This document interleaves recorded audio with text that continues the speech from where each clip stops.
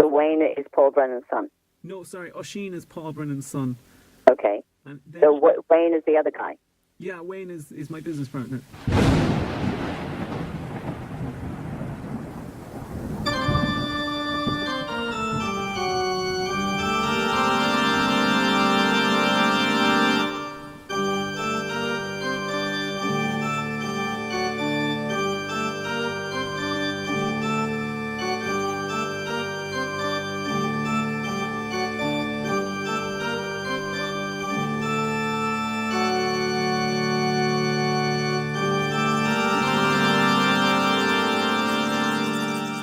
But then I got a PS2 and I got SSX Tricky with it, the Nice. snowboarding game. Yeah. Tony Hawk at some point as well. And then I was cool for ages, for at least 7 months. You seem like a complete PlayStation 1 person to me. I used to play it in the dailies. They had a PlayStation 1. Yeah? Yeah, it was deadly. Good stuff. We could play it up until 6 o'clock and then the news would come on. And if we didn't get out, their mother would bait us and we had to run out the back door. Really? Yeah, it's all true. Welcome to the spooky episode. This is the spooky Halloween special. It's Yep. episode 16. We've been doing this now for 16 weeks. What? That's an incredible amount of montage. What trimester would that be for a pregnancy? Oh, God, we'd be in the quadrilateral trimester, I think. We would not. Yeah, we would, yeah. It's almost definitely. here. I'd say we'd be crowning. So... Oh, my sweet. shoulder's so sore. I slept on it last night, like completely on my shoulder. I slept like perpendicular to the bed. My feet were towards the ceiling. I woke up this morning and I'm absolutely mangled now. It's such a crap injury as well. How'd you hurt your shoulder? I slept really hard. My ankle hurts. I hurt my ankle running for the bus 2 weeks ago. Still hurts. Oh, a friend of my brother's before, she was running for the bus and she had her hands in her pockets and she slipped and broke her nose. Oh, because she couldn't stop her. Yeah. Fuck. And she didn't get the bus. She got a bus nose. This is a Halloween special because we did something spooky. Yeah. We contacted a psychic in the UK to see if we could make contact with Kerry Ann, the deceased character in Fair City, who was stabbed with a caking tool in the kitchen about, 3 or 4 weeks ago at this stage? I'd say so, yeah. And what would you say were the results of that contacting the psychic to contact the dead? Well, unexpected, 100%. It didn't go the way that we originally thought it was going to go, but I'd say it ended up being better. Yeah, we did. We were meant to both be on this phone call that we were recording, and which will be coming up in this episode for you as well. It'll be at the end, won't it? Will it be at the end? I'd say so. Will we make Keep them them wait until the listening. end? Yeah, Oh, keep them nice listening. one. Or maybe it'll be in the middle. Who knows where it'll You be? can't put it in the middle. Peak in the middle. Yeah, we'll put it at the end. But it was we were both meant to be involved in it, but then we just had to kind of make a call on it that you'll listen to it, but it just wasn't going to work if the two of us were in there. I don't think they were going to buy it that we were serious. No, if no. two of us were involved.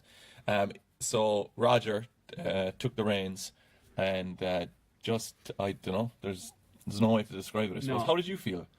At the time, so before going into it, I thought a friend of mine had said, but it's Thomas, he had said, if you, I'm getting in trouble now for mentioning Thomas, but if you start laughing on the phone call.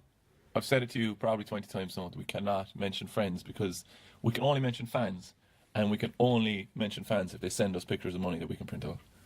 Real life Yeah. pictures of money. Yep. That's true. That's Back true. and front. But carry on. Okay. Kerry Ann.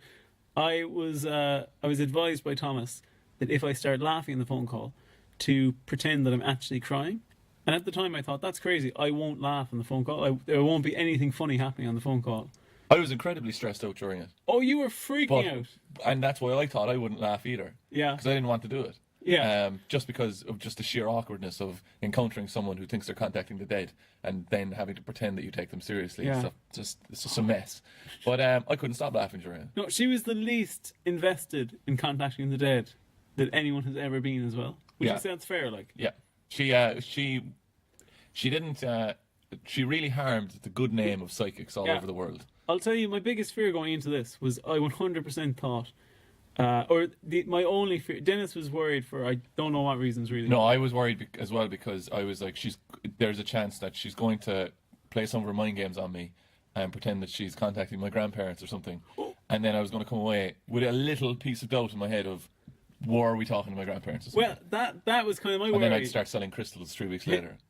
Well, I told you that I was once working in a coffee shop and a woman paid for a hot chocolate with a crystal. Mm-hmm. And Crystal meth. It's different though. I wish. No, but I was a bit worried about that as well, that she might go, I know what you're up to. Like, that she would twig us and then completely say, like, oh, I know what's going on. But shouldn't she be able to tell? Like, Well, being psychic and all. Yeah, you would She think should have so. known we were... You would think so. She definitely must have known that we were... I don't think she did. You can listen to the phone call when we play it later on, but I don't think she popped on at all. Yeah, you can chime in as well and send us your feedback on Instagram. Tell us what you... Yeah, what that's you made of that's it. Roger trying to trick you into interacting with us. No. And getting more engagement. For I am podcasts. not. Don't fall for his tricks. But our shout out this week goes to our biggest Instagram fan. Oh, actually, yeah, we've got some more news. We got some Fair Yeah. City news, but I don't know. Should we reveal who it is? I don't think we should. Don't say who No, it is. no, an actor or character. But big news, ladies and gentlemen. We got contacted by an actual person in Fair City. Yeah. Who listened to specifically episode 13, which is called "Don't Eat Dogs." I don't really know what's on that episode, to be honest, because I can't really remember. Can you? You can't remember any of them, can you? No, I told you that we were at a gig.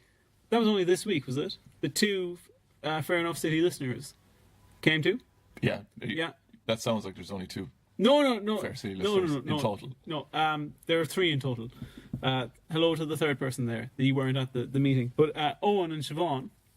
And Owen came up to me and said that hello Owen, that he'd rushed through the podcast. He'd been listening furiously, and he said that his favourite episode was episode 13. And I asked him, oh, what happens in that episode? Because I can't remember. And he said, that's the one where the two of you talk about eating dogs. And I thought, great, that's fantastic. That's a description of one of our podcasts, one of our best as well, apparently.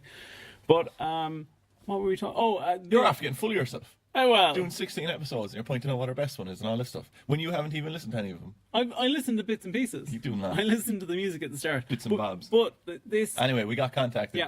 by a person who currently plays a big role in Fair City. One of the main cast. And they said fair play, and they listened to it. And then we told them about contacting Kerry Ann, and they thought that was hilarious. Yeah, and they said that they would listen in on that. And we have another silent follower. Actually, we have 2. What? Yeah, there's 2 there now. There's 2 other cast members that have now followed us on Really? Instagram. So we have 3 cast members in total. That's pretty cool, isn't it? Yeah, we are going places. Like, We are, yeah. There's reason to be full of ourselves now. But I would say that I'm very glad that all of the people that have followed are actual characters that I like. Yeah, Yeah. that's great. I'm not gonna say bit that- dodgy, but that's great. Not going to say the characters I don't like. Who don't you hate Bob? That is, if you listen back to all the podcasts, like Well, the amount of times you negatively reference Bob. That's has been, not true. Yeah, you hate I him. like Bob. No, you have this. I like the actor. Yeah, but his voice does something to you, like where it's some sort of inbuilt class thing where you just I think that might be it. It is. I don't like rich people. Oh, You said that he was most likely to be a unionist for some reason. that is true. Yeah. The character of Renee, I don't like the character of Renee either. But No, this she's week, great. that's, She is a bit that's borne out this week. mad. Yeah, well, She really is. but that is that's definitely evidence this week. And oh, by the way, we're just broadcasting now with Dennis is in a stained white T-shirt because I bought him, Why are you telling them that? because I bought you a chocolate bar. You're the worst man in the world. Like, good God, like you just want people to know that you bought me a chocolate bar, right, lads? Roger did something nice, and then I was unable to eat it properly and got a stain in my shirt because I'm an idiot. Well, the first thing is I was getting. I'm going to eat that snake as well. Is he still there? No, you Yeah. can't eat Sammy. I was getting a. I was You getting, said you'd no pet names for it in the last one. I was getting an odd bus today as well. Will I tell them about the bus journey? Yeah, go on. It's triangular shaped. That's why it was odd. Yeah, so it was like a big Toblerone with wheels. I was trying to get a slightly different bus because I wasn't where I usually am getting the bus. So for anyone interested, I was getting the 216 instead. Here, don't give him too much information. I don't want him to come into my house. Like, That's true. It's next to the airport. But I'm about to get on the bus and I say, does this go to X? And he says, I have no idea. And I kind of thought, well, if anyone would know if it goes there, it would be the man driving the bus there. And is that might be just some sort of random relief bus though that just kind of goes wherever it wants. Like, maybe so. It just goes. It's like the. Wouldn't that be good crack if you had enough money to buy a bus that was like a bus Air bus and just drive it around the place? Oh, did I tell you at the time myself and my girlfriend got a taxi from a taxi driver who Was Do you have a girlfriend, do you? I do. Oh, Actually. cool, Have yeah. I, have Brilliant. I mentioned that before? Yeah. Does she have a specific occupation that you'd like to mention? She's a doctor. You're both doctors. No, only she's the doctor. Oh, right. Okay, cool. I'm whatever this is. But A cool person. I'm a Fair City pundit. But yeah, the bus driver said, Fair City pundit. the bus driver said, that is what we are now. The bus driver said, if there was a Fair City match, I would like you Fair call City. in? Yeah. And I like Fair Me too, City. yeah. And I'm not ashamed to admit it. No, except to your parents. But I'm still trying to tell the bus story. Oh, God. The bus driver said, The bus driver was wacky. I don't know. Something wacky happened. Okay, thanks. Is yeah, that what happened? That's great. Yeah. Brilliant. And the normal bus stuff didn't happen. It was the opposite of that, actually. Sweet Christ. I have a funny story. 16 weeks with you, is it? 16 weeks. Well, we have an anniversary, we go out for dinner and stuff. Or just spicy chippies. I have been thinking about the, what do you think the damage is going to be to us from eating it can't be too bad, is it? A bag of spicy chippies every Sunday? But we do, whenever we go to gigs in between them, we do normally buy stupid old shite as well, don't we? Stupid old shite, yeah. Yeah. Did you have any takeaways this week? I'm trying to think. You definitely did. No, unless it was with you. You have a snack box under your jumper. Hey, shut up. We're going to Galway on Thursday. Brilliant. Snack box HQ. We're going to go to Supermax. Yeah, the birth of snack boxes. Lovely. In Ayr Square, isn't it? Yeah. Where were we going with that? Bus, something else. Well, I was trying to tell an anecdote about a bus. What I thought you told it. He just said he didn't know where he was going, and that's funny because he should know. Isn't that it? There was a bit more to it. There's more in the telling. All right, so let's get cracking. Let's get to it. We're gonna have to fly through these now as well because we've so much.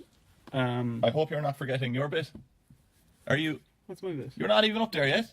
Oh, Head on up to my! entertainment.ie. Are you joking me? Oh my God, he doesn't even have his web browser open. I bloody Open forgot. up your web browser, will you? Hang on, I'm gonna rush over. Head up now. to our friends at entertainment.ie. Read out the old. And they are friends. Yeah.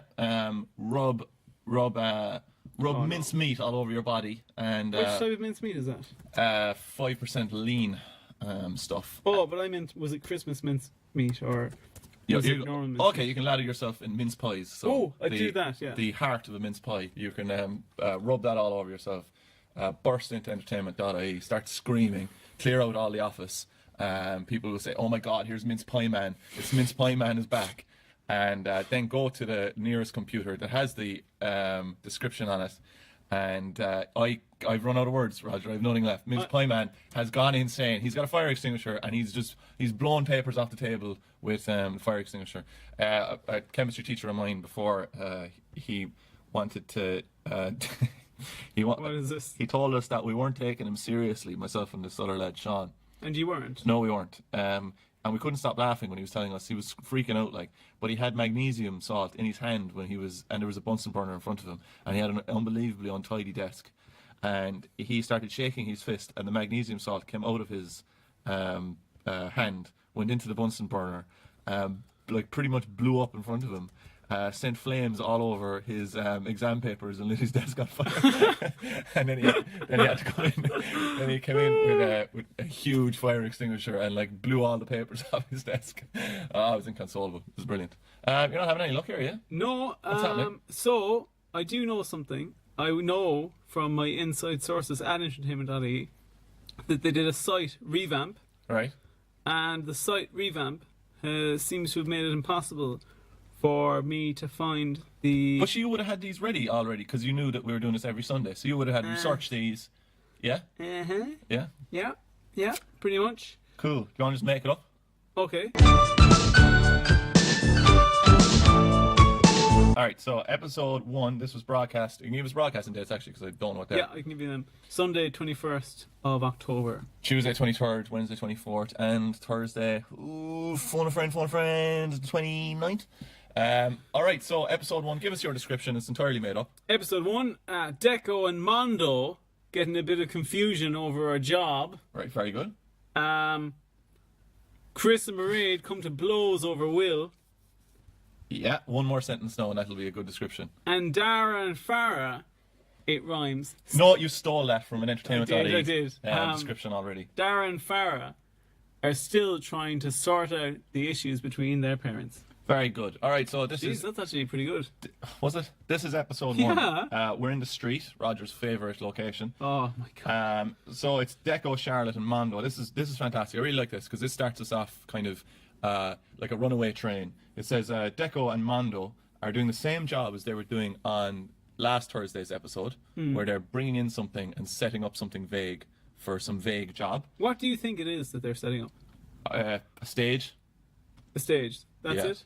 I don't know what they could be doing. If I was to guess, I'd say it's probably one of those kind of promo type displays. Yeah? Do you know what I'm talking about? Yeah, I know what you're talking about. Like a fold out, like big display that says, okay. What, you think I've never been into a shop before, do you? Yeah. You get your shopping delivered. Yeah, so? Are you a king, are you? A king. Oh, here's one for you. Did you know if you're over 65, Yeah. Tesco will deliver the shopping for free if you buy it online? Do you know if you're over 65, you have less time to live? Well done. Yeah. So, well, depends. So, Deco and Mondo are doing the same job as... What are you doing now? Are you stripping? I'm just taking my jumper off. This isn't sex If cams. you like. didn't draw attention to it. You think... No, because we're kind of in a similar thing that you do for sex camming at home. And you're just stripping. No. I'll take No it. one's donating. This isn't live. I'll Like. take it as a compliment that you think I could sex cam. I'm sure there's an audience out there for you somewhere. There's a market for me, yeah? Yeah. Would any Fair City, Fair Enough I'd City imagine... podcasters, No, I'd imagine old oil tycoons. That's what would be going they after want to you. watch me Yeah. strip? Slowly struggle to take off a jumper.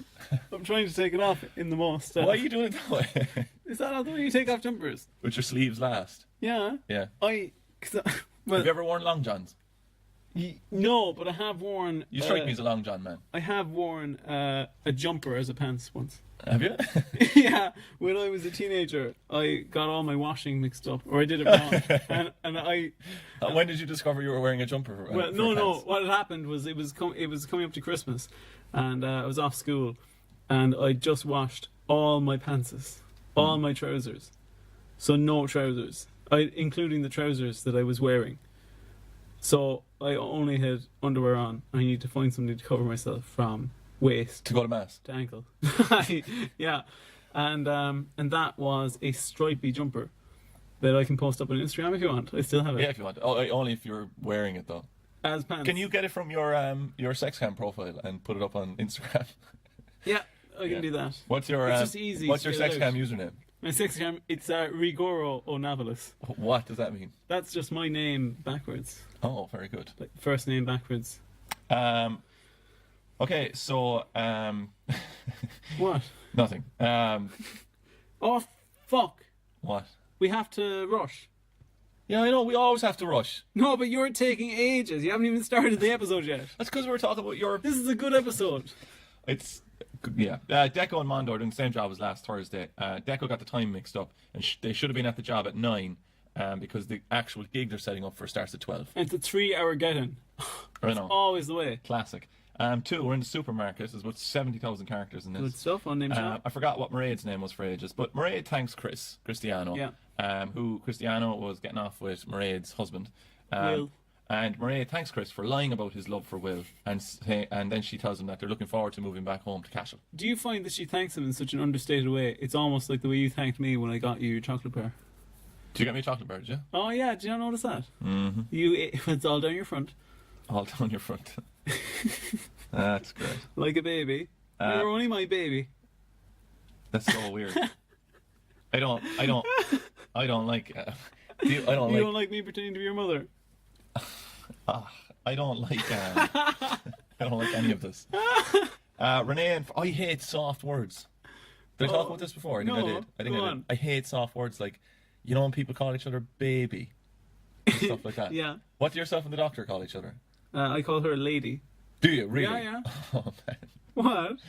Oh dear God. I say, what's the lady up to? Oh, you do not. I do. Yeah, Jesus Christ. What does she call you? She's Charlie the Tramp. What do you call? Oh, what does she call you? My little sex camera. Yeah, she does, yeah. How much money The did you sex make? camera hammer. The sex camera. Now we found your username. Renee and we had a friend. Here, I make enough to give you chocolate bars. We had a friend, and his dick's name was the plug stopper, because it was much wider than it was long. Oh, good God. Renee and Farah having a little squabble over It's something. like a caterpillar. Oh, do you want to hear something bonkers, absolutely nuts. This happened yesterday. I was sitting down whereas I was in Killarney, and Yesterday? Yep, I was sitting down. What were you doing? Oh, visiting. I was having a social life outside of this, Roger. That's what I was doing. Yeah. God almighty, you can go off fanning around the place with lady all day, talking about being a doctor and all that crack. You don't see me giving out about it. We're down at Killarney anyway, and I was there with a friend of mine, and there's two other friends of friends, let's say, sitting down there, right? The reason I'm distancing myself as friends of friends is because I don't want this to go back to them. But anyway, one lad sits down and he goes, "Did you hear about the North Kerry shifters?" Right? And I was like, "No, obviously I have no idea." Like, but he's saying it like with serious intent. Like, "Did you hear about the North Kerry shifters? They're this supposedly some football team, right, in North Kerry, and they all get off with each other for the laugh, right?" And he said they're all doing it as a dare and all this kind of stuff. And I was just like, when you say North Kerry shifters, do you just mean gay men? like, has it not gone down to Kerry yet? What the hell is going on? But yeah, anyway, so we're in the shop, and Renee and Farah are having a little squabble over something Renee said in a previous episode. She wasn't nice to Farah or something, and Farah wants Renee to say something. No, what she actually said to her was Renee told her basically like, "Oh, you know, you're getting on in years. You need to hurry up and find a man." And Farah goes like, "Can't you ever say anything positive?" Like, and Renee's just like, "No." That's how like the previous scene went. Go on. This one's the same way. Like, yeah, that's brilliant. Really cleared it up. Characters as well. I noticed, right? They buy it's actually four things. They buy a certain brand name of porridge.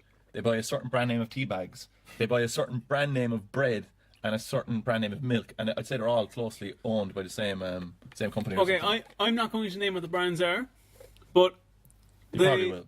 No, I won't. Flurry's tea bags. Shut up.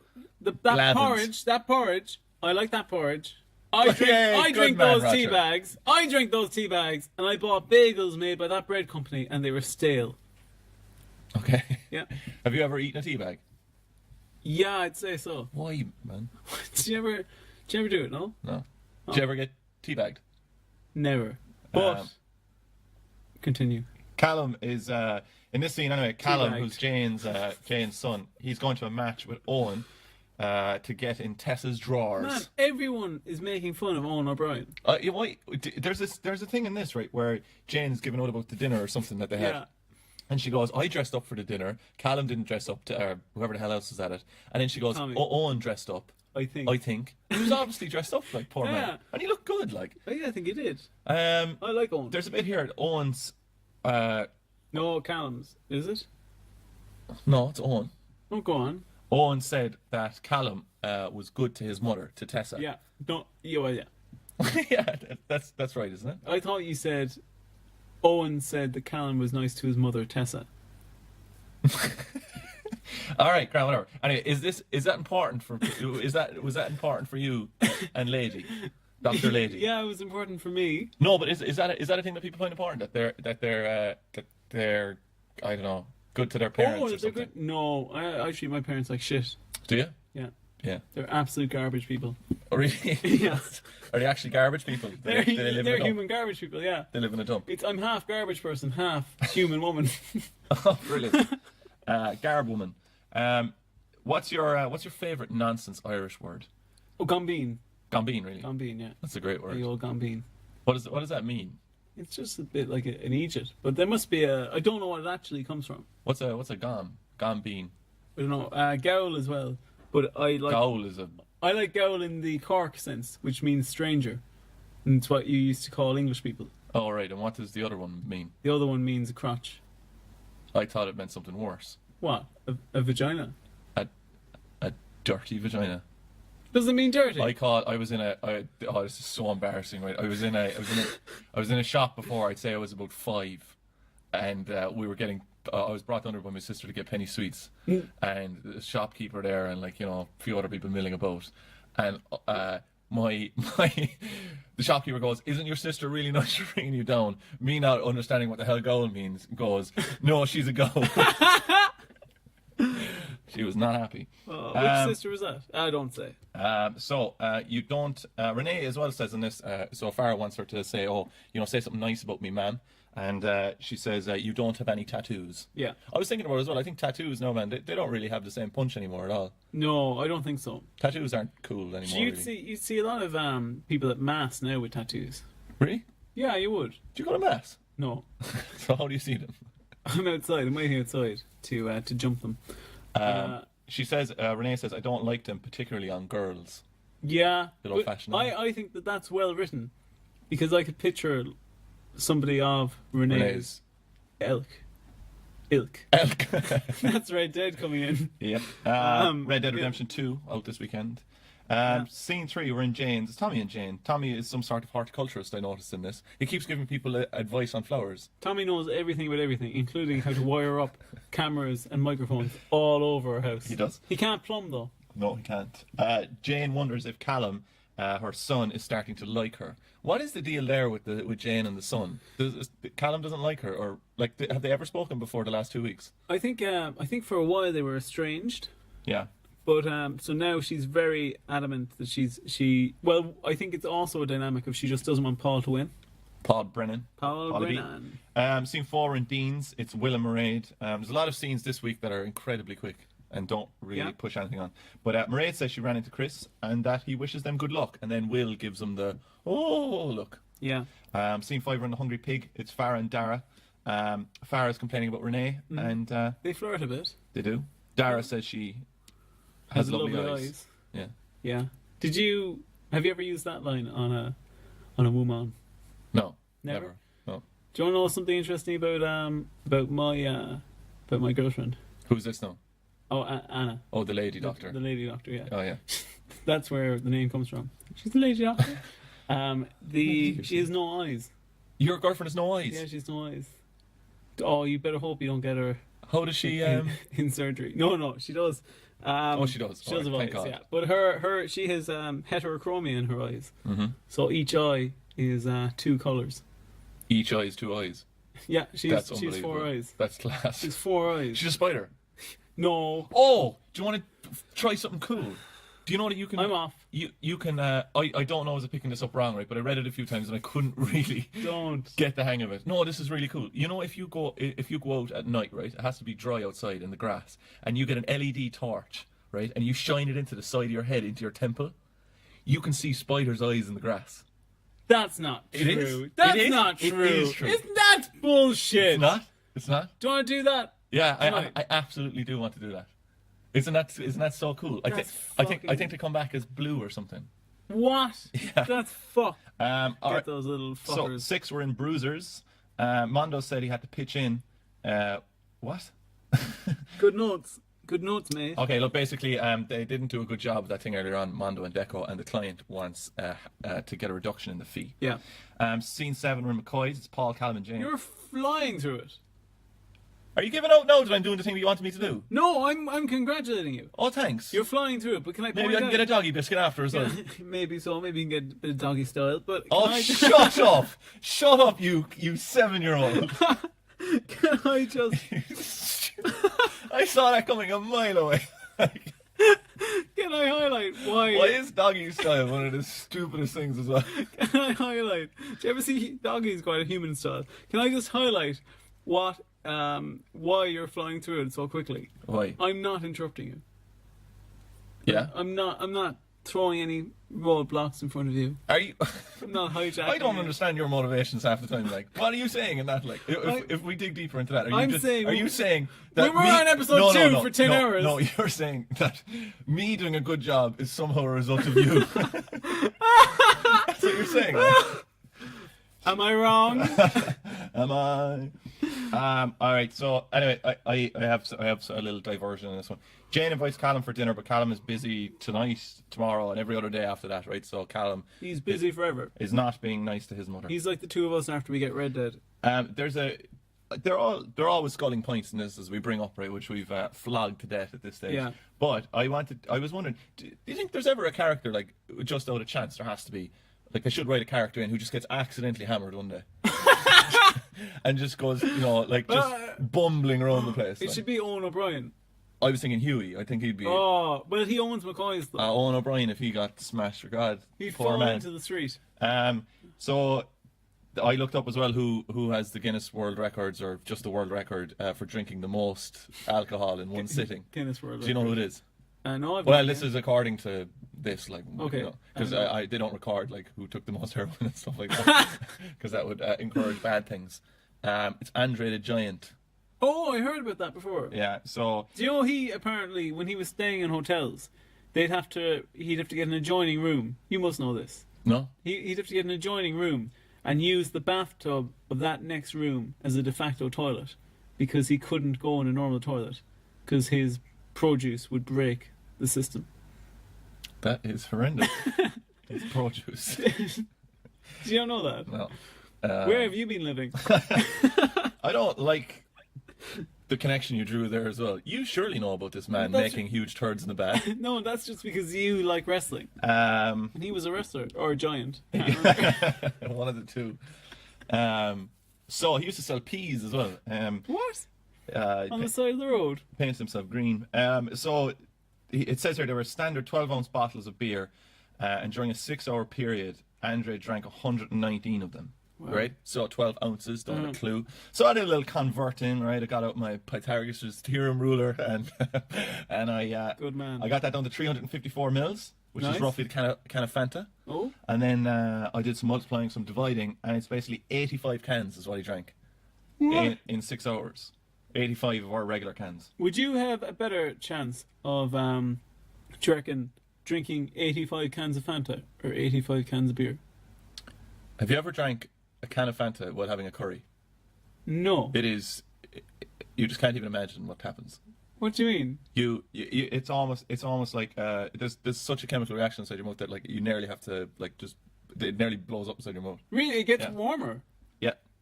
What- Well, you're talking about something else. What would happen with spicy chippies? I don't know. We'll have to see. Also, Andre the Giant, he got spins from someone. Spins? Yeah, he got spins to school when he was living in a French village. Any guesses? I'll give you a clue. oh, Go on. I was going to guess This is going to blow your mind. Samuel Beckett. You had to have known that. How did you guess Samuel Beckett? So I guessed Samuel Beckett because I saw French Resistance written on your thing. Crap. Yeah. That's not a true guess. No. So Samuel Beckett lived in the same French village as Andre the Giant, and Andre the Giant was too big for the bus. That should have been the name of his autobiography. So Samuel Beckett bought some land around there, and he just lived down the road from Andre the Giant and used to bring him to school. But that's kind of a bit of an urban legend. Oh, really? What actually happened was that there was just neighbours around there who used to go on school runs Oh, and and, Samuel Beckett was one. and bring kids to the thing, and Samuel Beckett happened to be one of them. Can I say something? Go on. I feel really bad that I cheated on that fact. Why? Because I Usually I'd be enraged, but I don't know why. I felt like I ruined your fact. Well, I suppose you didn't for the rest of them. Anyway. I didn't know he was in the French Resistance, though. I knew that bit. And he never talked about it. Yeah. And he said that it was Boy Scout stuff. But he got 2 French medals. 2, really? Yeah. Which I assume are the cool Good, ones. yeah. I have a few communist medals, but I don't have any. Onwards. Scene 8, Rin McCoy's. It's Dean, Onwards, Dara, and Christian Chris. Soldier. I was telling you that I named my horse in Red Dead Redemption, new game on the PlayStation 4. I named him Centurion. Yeah. And the reason I named him Centurion is one of my favourite things in the world to do is while I'm driving, is whenever I pass out a car, I go, Centurions! Try it the next time, it's great. It's from some movie, I don't know what it is though. Dean goes, alright, so we're in McCoy's, it's Dean, Dara, and Cristiano. Dean goes through this is very strange actually. This is one of these times where the character is talking through a plot with the character who's involved in the plot. Yeah. And to kind of shed light or shine light in it to say that, geez, that's a very convoluted plot, isn't it? Yeah. And then that kind of, it's like it gives him a get out of jail free card or something. I have a bit of a change to one of these lines that comes on. I've punched it up a bit, but go on. I'll address it as it happens. Anyway, Dean goes through the Farah Dara situation with Dara and the whole fallout with Renee and Sharon, their mothers. It doesn't matter. Yeah. They were faking going out together, and then Yeah. it all blew up. And then Dean he meets Chris on the way out. And Dean tells Chris that Will is moping around the place at home and he's not happy about giving things a go with his wife. Chris, as you remember, was with Will as a gayman, and he was doing that for ages, and he's been cheating on Mairead for 18 years. Yeah. And she has forgiven him, and she says it, I forgive you, in a matter of 3 days. Yeah, pretty much. But yeah, some food for thought for Chris. And then Paul arrives in, and they're really packing in the characters as well in these scenes. I call these crossroad scenes. Yeah, where people And are just yeah. crossing roads. I see what you're doing. I normally can't take notes on these scenes because it just gets too jumbled. Like, it is just like everything is converging. You just give up. I just say all the lads meet and they chat about things. So Paul, there's a bit here where Paul reveals that the only reason that Callum came over to Jane, his mother's house with flowers, was to impress Owen, who is the kind of father-in-law of Tessa, just to get in Tessa's drawers. Here's something, and he really upsets Jane. Yeah, Jane cries instantly. Yeah, I actually felt really bad for Jane in this moment. But what I can't work out is, why would Tessa give two damns about what Owen O'Brien says? Or, no, not that. You hate Owen O'Brien now as well. I got that confused. What I meant love Owen O'Brien. is, why is Owen on good terms with Tessa after what Tessa did to Emmett? What's Tessa do to Emmett? She bloody got knocked up. Emmett is Owen. Is she knocked up? Locked up. He got her knocked up. I'm going to have to fake on here. At least do the scene in Dean's house. Oh, is this where he calls to the door? Yeah. All right, So I found this so funny. We're in Dean's house. The door, there's a knock on the door. Mairead answers the door. Will is inside, and Mairead pretends that it's the broadband man. Yeah. But it's not the broadband man at all. Selling door-to-door broadband salesman. It's Chris. Yeah. Coming over to talk to Will. And when the door opens, this is the bit I wanted to punch up. Is when the door opens, because Will's just said, "Oh, he's persistent, the broadband salesman," and eventually he opens the door and Chris is there, and Will almost goes like, "Chris," but he reacts in a way of like, "Chris, you're selling broadband?" Like, that's almost the feeling that you get from What's him. happened? Yeah. So, What does Chris do? Oh, he runs Bruster's. Bruisers. What, Chris runs Brewsters or Bruisers. You're at it now as well. Brewsters. Bruisers. That'd be a rooster with a cup of coffee. Pataties. Oh, I'd like that. Going, oh, Do we have a gig? what? A gig tonight? No, We don't. No, I was saying that the Brewsters would probably have a cock as its symbol animal or whatever the hell you call it, wouldn't it? What symbol? Logo. Yeah, oh, that's it. Yeah, symbol animal. Symbol animal. You're meeting with Comet later. I want a whole new symbol animal for my Shut your business. fucking face.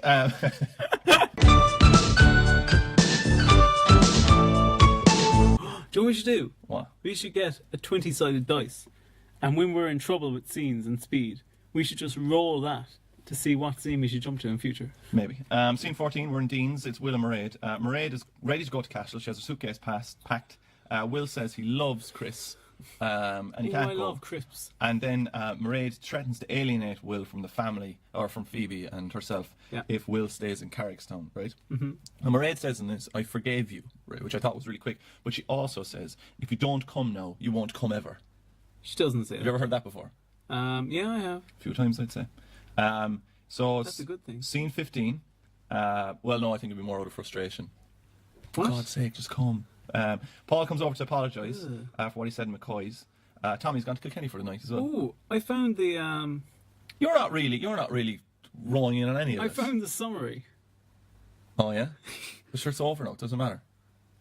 Fine, go on. So Tommy's gone to Kilkenny for the night, and Jane cracks open a bottle of wine with Paul burning in her house. I got the feeling as well that cracking open a bottle of wine means that you'll have sex. That was kind of what I got from this, but I've never been involved in any situation where anyone. Cracking open a bottle of wine. Yeah, I'd actually hate to have wine before sex, Wine before especially sex. red wine. Is it what's that rhyme again? Well, it's beer before wine, wine before sex. Yeah, that's it. Yeah, it's great. What does that mean? What? That's the rhyme. Oh yeah. Beer before wine, feeling fine. Yeah. Yeah. Wine before sex, feeling Feeling. your ex. All right. Okay. It's not that you're a walking, talking penguin bar joke. So there's a line here where Jane says, "It's what's that saying? It's not the despair that hurts. It's the hope." Yeah. And did you get this from somewhere? I did. You sourced it? It's a John Cleese quote Really? in the film Clockwise. Not the film Clockwise. Have you seen Clockwise? Yeah.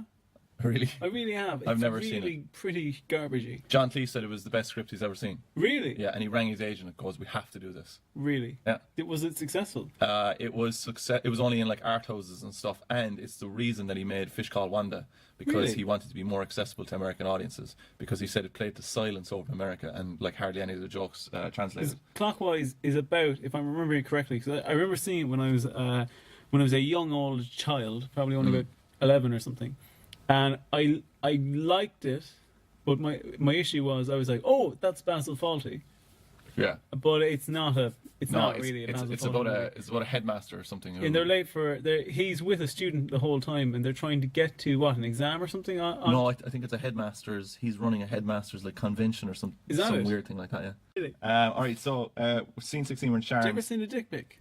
I've never sent a dick pic in my life. Me neither, but I have sent a picture of my bleached arsehole. Of your bleached arsehole? Yeah. You bleach your arsehole? You have Why? to these days. Why'd you bleach your arsehole? You have to these days. Do you know a friend of mine? Well, no, I actually balayage it. Do you know a friend of mine, right? He went to a wedding in Poland. And I goes, "How did you get on in Poland?" And he goes, "Grand, I got a rim job." I was just asking if you eat any nice food or Imagine anything. if the groom had said that. Have you ever got a rim job? Never in my life. Slight pause. Scene 17, we're in Station Yard. Deco, Charlotte, Mondo, and Ray. Charlotte tells Deco to go over and say thank you to Mondo, and he does. You're going to ask, how's your mental health? We're not finished the episode, man. Oh. Can you get your shit together, please? You need a few less rim jobs now and concentrate a bit more on this. Scene 18, we're in Jane's. It's Jane and Paul, right? Jane says she dressed up for dinner. This is what we're talking about earlier on. But basically, they end up kissing anyway, right away. They do a bit of kissing, right? And there's a great line in this, which I love this line. Jane says, she says, "I'm not attractive anymore," blah, blah. Paul says, "Oh, I still think you're attractive." She goes, "Maybe when you were knocking me up 20-odd years ago in New York." Which I thought, like, Jesus, that's a bit harsh. And then Paul Brennan says, 24. Which goes back to the 1994 World Cup. Yeah. And they were in New York, and it was the most financially successful World Cup.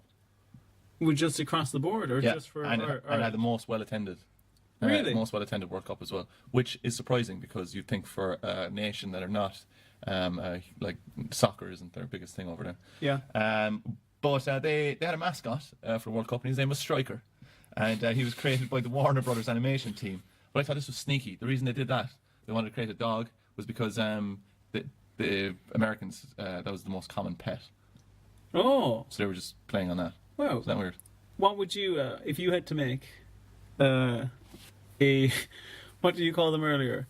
The symbol animal. Symbol animal for the World Cup. A mascot. Go on. It would be, it would probably be a snail, but his shell would be a football. I like it. And he'd be called Slughouse. Slughouse. Yeah, Slughouse. I think I'm going to take that idea, right? And I'm going to just twist it a bit. That's the mascot for the Baseball World Series, and he's called Slugger. Oh, okay. Yeah? Yeah, I'm sticking with Slughouse, though. All right, so that's the end of episode 1. You can't take constructive criticism. I don't see the point in criticism. That's the end of episode 1. Hooray! Right. How are you feeling, Raj? Oh, good. You basically did nothing in that episode. Excuse me? Absolutely nothing. I was trying to let you get through it. You were a cat. What? Yeah, you were a cat. You did can't say nothing. that on an episode. But you didn't row in at all. But there have been- Where are your interesting facts? Where was your zingers? Well, I was kind of thinking, everyone's been saying it. I'm propping this place up. I'm going to let you... With what? What? Propping it up with what? I'm propping up with my wise cracks. With my little You're lewd humour. you're the Poochie of this podcast. Oh, yeah, actually, everyone's favourite character. I was thinking as well that we need to do something, like, because we're on to episode 16 now, right? And we need to do something. There's a lad in Specsavers. What? Or sorry, it wasn't in Specsavers. There was a fella who took on Specsavers, and he started selling just the frames of glasses. Right? Online, was it? Yeah, and he did this thing where he brought a load of sheep into Specsavers as a PR stunt. And basically the sheep are all the people buying stuff in Specsavers, and we could buy it off the same thing off of him. And he made loads of money, right? So we need to do a PR stunt like that to really get the podcast out there. And I think, I don't know if you're going to agree with this or not, right? But you're either going to have to do a Daily Mail tell-all, right? Of some Me? I don't know. Why can't it just be say, you? No, just say you had sex with some football lad or something, right? Yourself and Wait, Wayne what? Rooney. Yourself and Wayne Rooney, right?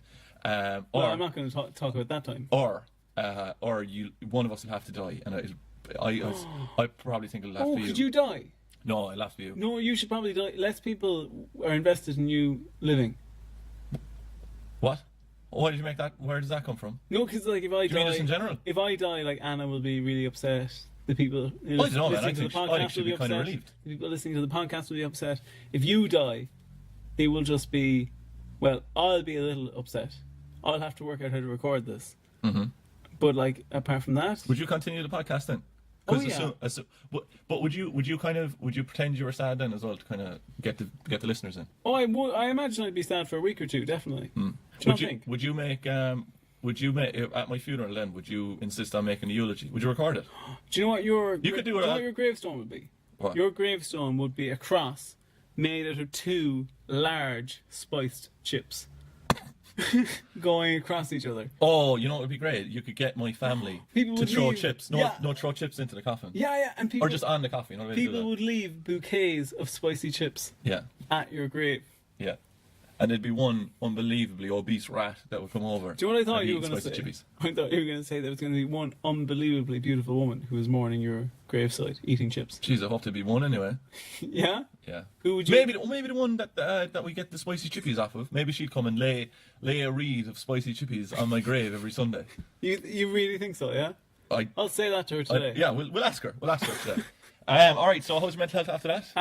Oh, mine's grand. I'm actually alright I'm a too. bit quiet though. I was told. Do you know why I went quiet? Oh, why? Because I shouted too loud. And you scared yourself. And like, yeah, because You're like a dog when they bark too loud and then it echoes. I'm like a dog when it's woken up by its own fart. Yeah. Okay. Yeah. I hate the word fart. I'm not a fan of it, but what do you say instead? Expel wind. All right. So on to episode 2. Okay. Here he goes, ladies and gentlemen. It's the cool man. You should try and make up the summary for this episode. I don't know what it is. What? You didn't All watch right, it? episode 2. Let me just read your notes. All right, so Erica, she gets into trouble with some sort of software inside in the hairdresser place where Dolores is gone again. Actually, someone's gone off getting married, aren't they? Did you hear that? Oh, yeah. Who got married? Who's off? Oh, is that Renee and Bob? But Renee was. No, because that's happening in the new year. But someone's gone off getting. They were mentioned think- getting married. Is it Dolores? No, what I think it was Sharon was helping, because Sharon is head hairdresser. The laptop isn't plugged in and it's about to die. Good stuff. Oh, and that's recording everything. Yeah. Okay, well, let's crack on with the episode there. Yeah, go on, yeah. Okay, so we're just... Will you do the entertainment.ie description though? Okay, right. Stop breaking the structure that we've worked on for 16 weeks. But they're not complying. Who? Oh, they don't have it up. Yeah, I don't... I no, thought you said you found it. no, I found just that one for the Just read first that 4 episode. times. Okay. I'm going to reread the description for the first one. No, don't. Come on. Come Oh, on. what are you... Come on. Get yourself together, will you? No. No. You've been gaslighting me for weeks. Good. Okay. So, I love gaslighting you. can you not... Are you... What? What is wrong with Will you? you ever plug that in? Are we safe? Are we safe? Yeah, Okay, it's on. okay. It'll Great. probably crash and won't save. Don't worry about that though. I won't worry about anything. Thank you very much, Mr. Titty. All right, we've got to power through this one now. Gonna So, have to go through it. Yeah, Flake just through do it. Okay. one scene and go back to me then. What? No, made up entertainment.ie summary. This week, Doug and Erica might be getting... No, what you have to do for this right is you can't pause and you have to say whatever word comes into your mind. Okay. All right. Doug and Erica this week may end up romancing after all, while we don't see Melanie at all, and we do see Will and Chris making kissy faces. Do you know what this is? This is like you relearning how to speak after a car accident. Would all you right. be there with me? Okay. Nope. Scene 1, we're outside. Doug is going into the laughing pub with Jackie, who is his mother, who I didn't know. Who's his mother? Jackie. His dog's mother. Yeah, and Dolores is his stepmother. Oh, okay. Pete is his biological father. Erica rushes You have a over. bit of a thing for Pete. Pete. Oh, I think Pete's a charmer. Think Pete. I'm sweet on Pete. There, said it. Erica rushes over to ask for Doug's help with the computer because she's deleted all the appointments inside in the salon. And last week she spilled some expensive serum, and Sharon already thinks she's an idiot because of that. Doug says he'll try to help, but he doesn't really know anything about computers. Do you know anything about computers? No. No. Never Brilliant. used one. Brilliant. Never ever. No. I do most of my typing on a Lexmark 7200 printer. Just on the printer. Yeah, you plug keyboard into the side of it. It kind of works kind of like a I don't know, some sort of writing typing machine. It kind of free writes though, doesn't it? Because it prints as you. Yeah, no, yeah. But you can't, and you need Tipex if you make a mistake, and you need to put it back in again. Don't Well, you? no, you just cut out. You get another piece of paper and you put it on top of that. But you told me before that what you actually do is it's easier for you now when you're making your letters. I don't know where you send them, but you just buy. Are you still addicted to drinking the ink? Oh well, I wouldn't call it an addiction. It's kind of just like a hobby. But You were down that rehab centre in Ballyhike for ages, though. well, do you know what the big problem with that though is they actually needed to have a printer at the front desk for discharges. Yeah. So there was almost always they might as well have had a pub. It was the equivalent of having a pub. You had a lot of problem with discharges though after drinking all that ink.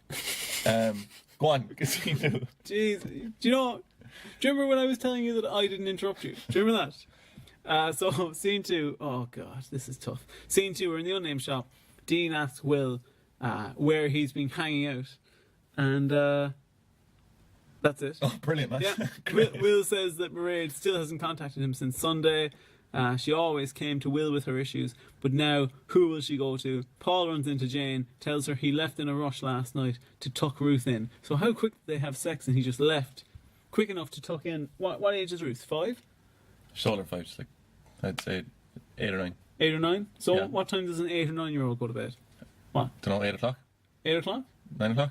I don't know. So I'm saying like, so he had sex with Jane and left and was home by like 8 p.m.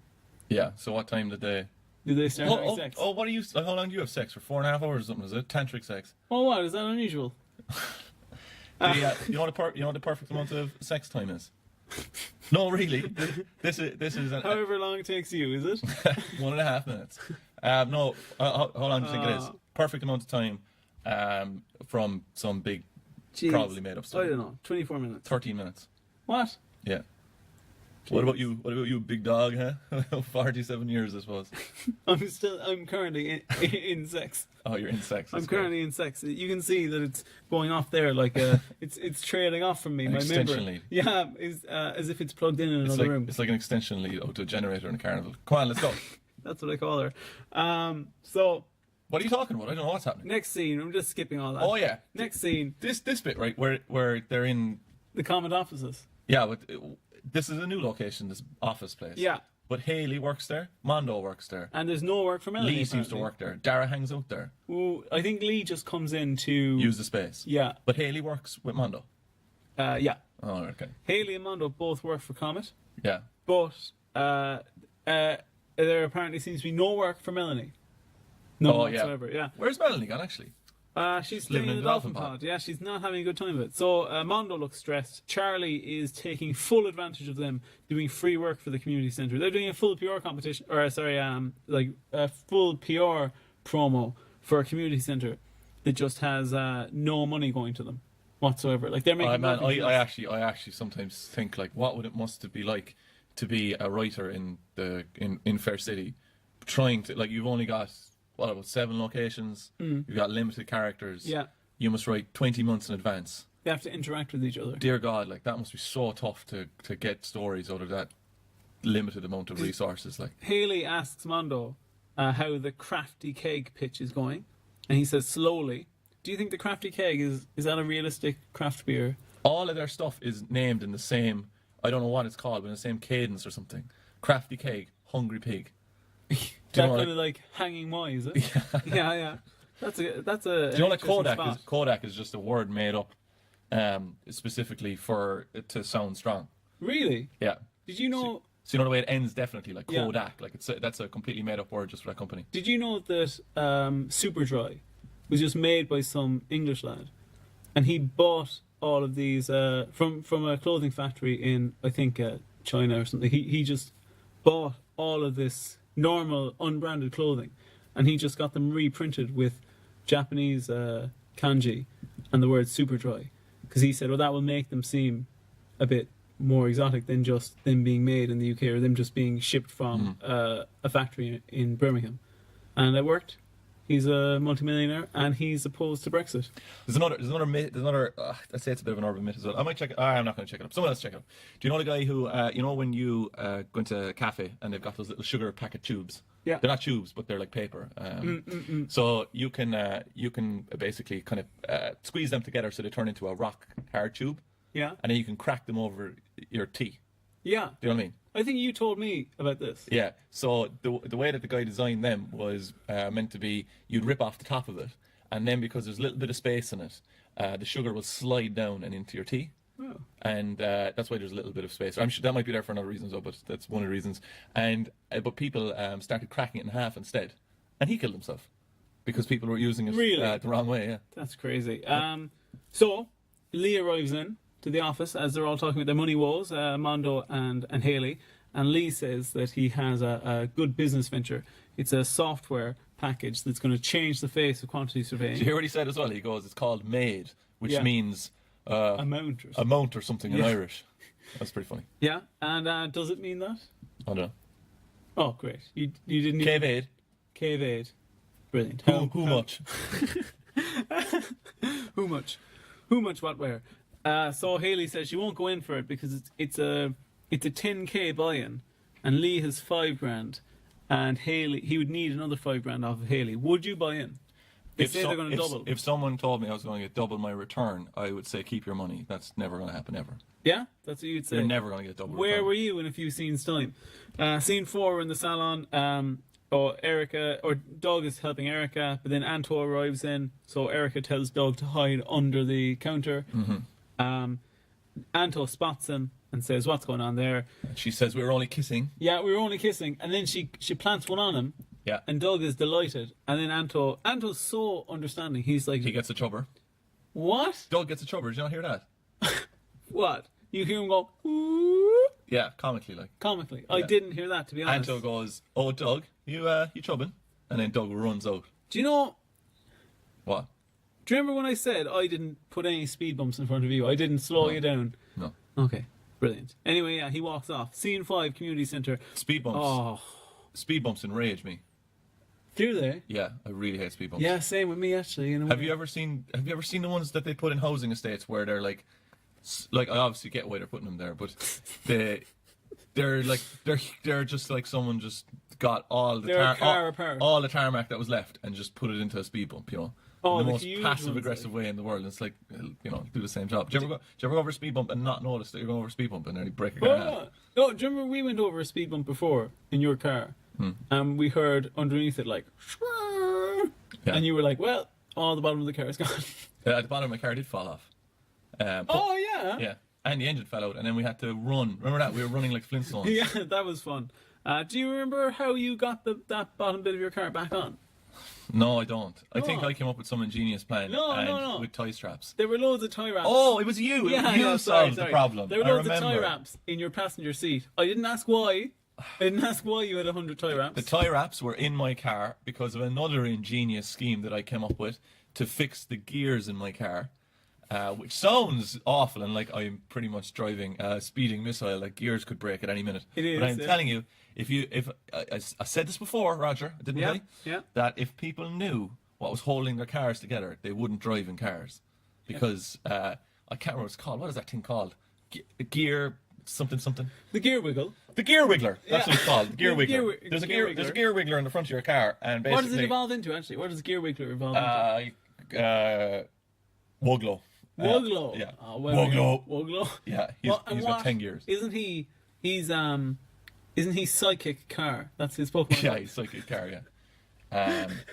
Okay, so we really need to. hurry Okay, up. yeah. So just crucial thing. Dara comes over to Haley. Next scene, and we're in the community centre. Dara comes over to Haley, tells Haley that he was out in a pub last night, met a guy from Bat's Blood Craft Beer Company, and they were looking for PR. So he had the card, gives it to Haley. The budget would be a couple of grand, and Mondo says we can't do that. It would be a conflict of interest with the other client, and that client is very good, consistent work, so we don't want to ruin that. And I said that good long-term planning is key to business, which I think it is. Scene 6. Very business savvy there. Have you done a business degree or something? Have you? No, I never actually, but I did do business up to leaving cert. My friend I did a once went to a business. Tic Tac factory. My friend did a business degree. and Killed himself, didn't he? he did horrendously bad. And he told his parents that he got a different result in his college degree, and he hid his degree under the carpet. Under the carpet. Yeah. I was supposed to go to my graduation last week, but I didn't. Really? Yeah. Why is that? Just didn't bother going. Why is that, though? If you dig deep and you look in your heart and heart of hearts, why did you not go to the graduation? I don't like wearing suits. Really? Yeah. I think you look good in a suit, Raj. Woo! Well, now listen to this. I don't like wearing them. No. Well, couldn't you wear a jumper on your legs or something instead? well, that's what actually happened the first graduation. Oh, so you weren't allowed to go to the graduation. Well, we better move on. Did someone discover We better move on. you on sex cams? We better move on. Scene 6. We're in What's your Beano's. username again? Is it the jumper pumper? No, do you not remember? It was the sex camera hammer. Oh, right. That was the jumper pumper. That's your other channel. All right. No. Let's go. Go. You Yeah, want to listen, skip a Beano's. few scenes. Skip Beano's, yeah? Yeah. Scene 7, station house. I noticed that there's a sign in the background selling bloodbath cocktails for €8, whatever they are. What do you think they'd be? They have lost the absolute rag on the Halloween decorations in this episode. Oh, it's gone from 0 to... The whole place. There's another place where it says danger flesh-eating zombies. It does not. It does, yeah, inside in the Comet offices. But you know, if you were the people in charge of set design in Fair City, wouldn't you feel like going mad at Halloween? But like, it's, yeah, you know what? Let them off. Let them Yeah, off. Do what go they on, need to go do. on, Do go what on. they need So, to do. Do you like Halloween? I say you hate it, dude. I don't love it, like. Do you like any holiday? I like Ramadan. Really? Yeah, well, I do like Ramadan. I like the idea of Ramadan. I've never observed Ramadan. But, well, I've actually seen it happen. Oh, I knew it! I knew you were going to go to crap penguin joke again. Here, have you ever... do you like any holidays? Oh, Christmas. You like Christmas? Big Christmas man. Yeah. He's called Santa. Jesus. All right, come on. Oh, right. So, Robbie's on crutches. I don't know why. I think Robbie's on crutches because that actor is actually He's on crutches. Yeah, because somebody says, what happened? Dara goes, what happened? He goes, you don't want to know or something. So Robbie tells Carol, right. business is slow. Dara finagles. He says, oh, well, Hayley can help you with drum up a bit of business with her failing PR company. And she says that all their online stuff is shite. And she says, who does that? Robbie does it. She said that she'll set something up for them. He had a video of a stag up there, singing stag, and Haley goes, cringe. Cringe, yeah. Which means in itself, cringe. Cringe alert. Here's something funny that happens, though. She's getting business off of them while she's already in their pub meeting for a business lunch. So if I was your PR person and you arrived in to meet me, disaster. But yeah, like I'm going. Oh, 1 second. You There. need to wear jumpers on your legs. You just need to do it. Do jumpers on your leg. Everyone will be talking about it. It'll be. Have you thought about the sex thing. camming? Have you? No. Anyway, she and Do you think you'd make money sex camming? me. I'd say so. I'd say you fucking would. I'd say you'd make a packet. I'd say Because like you would do stuff anything. like, yeah, you would. Anything. You'd do Carrots. anything. You'd do anything for €1. Like. Carrots, like. No, but I think Oh there's a market there for anyone who wants to do sex camming. You think so? Yeah. And you're not just being nice. No. No. I believe anyone can do it. Do you know what we should do? I really do though. I think you could. Do you know what we should do? Do you know Why what do we you read the make much money? Halloween special? For the Christmas special. Sex cam. I'll go on a sex cam. I'll sex cam. You see, I'd laugh at that, but then I don't know. You probably would end up doing it then though. What? Sex camming, and then like I'd see you less and less, and it would then just be like and then you'd be like, I sponsorship. can't turn up for the podcast, and In 1 week, I just have a pimp. it comes in and beats You're the like, shit out of me. who's he? And I go, oh, don't ask him. Yeah, don't say his name He's anyway, Robbie Roger, on for God's crutches. sake. He's Robbie on crutches. So scene 8, we're in Paul's house. Jane comes round to tell Callum, good luck. I'm starting to fall apart. To put him off his date with Tessa. So It's like keeping your hand on a hot plate or something, you think so? and just seeing how long you can last. I think it's a bit like 'Cause standing in line. These episodes again, we made a point before that things were so high stake before, like where there's people being killed Yeah. and stuff. This is a very kind of just run of the mill. Mundane, like. Yeah. Yeah, but you gotta take the rough with the smooth. So Paul, after Callum leaves, Paul offers Jane a big offer where he basically says, we're both two lonely sad sacks. Why don't we just start going out again? Jane says that she'll think about it. She heads off. Scene 9, we're in the salon again. Doug is trying to help Erica again. Anto catches them at it again. This time Erica They're not at it, are they? No, like trying to... Fix the computer problem. Yeah, and Erica just comes clean to Anto. Anto can fix it because he's a total, just, man with a plan. Fixie man. Yeah, it turns out that she just opened another Excel spreadsheet over her old one. Do you know what's a huge problem with Excel spreadsheets, and it drives me bananas? Go on. Bananas, because that's my catchphrase in the podcast. Bananas.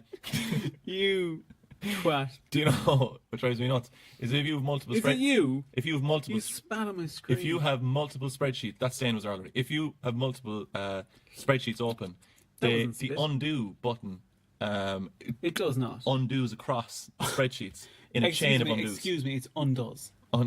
Yeah. Undoesn't. But the undo will do it across spreadsheets, not on the spreadsheet you're working on.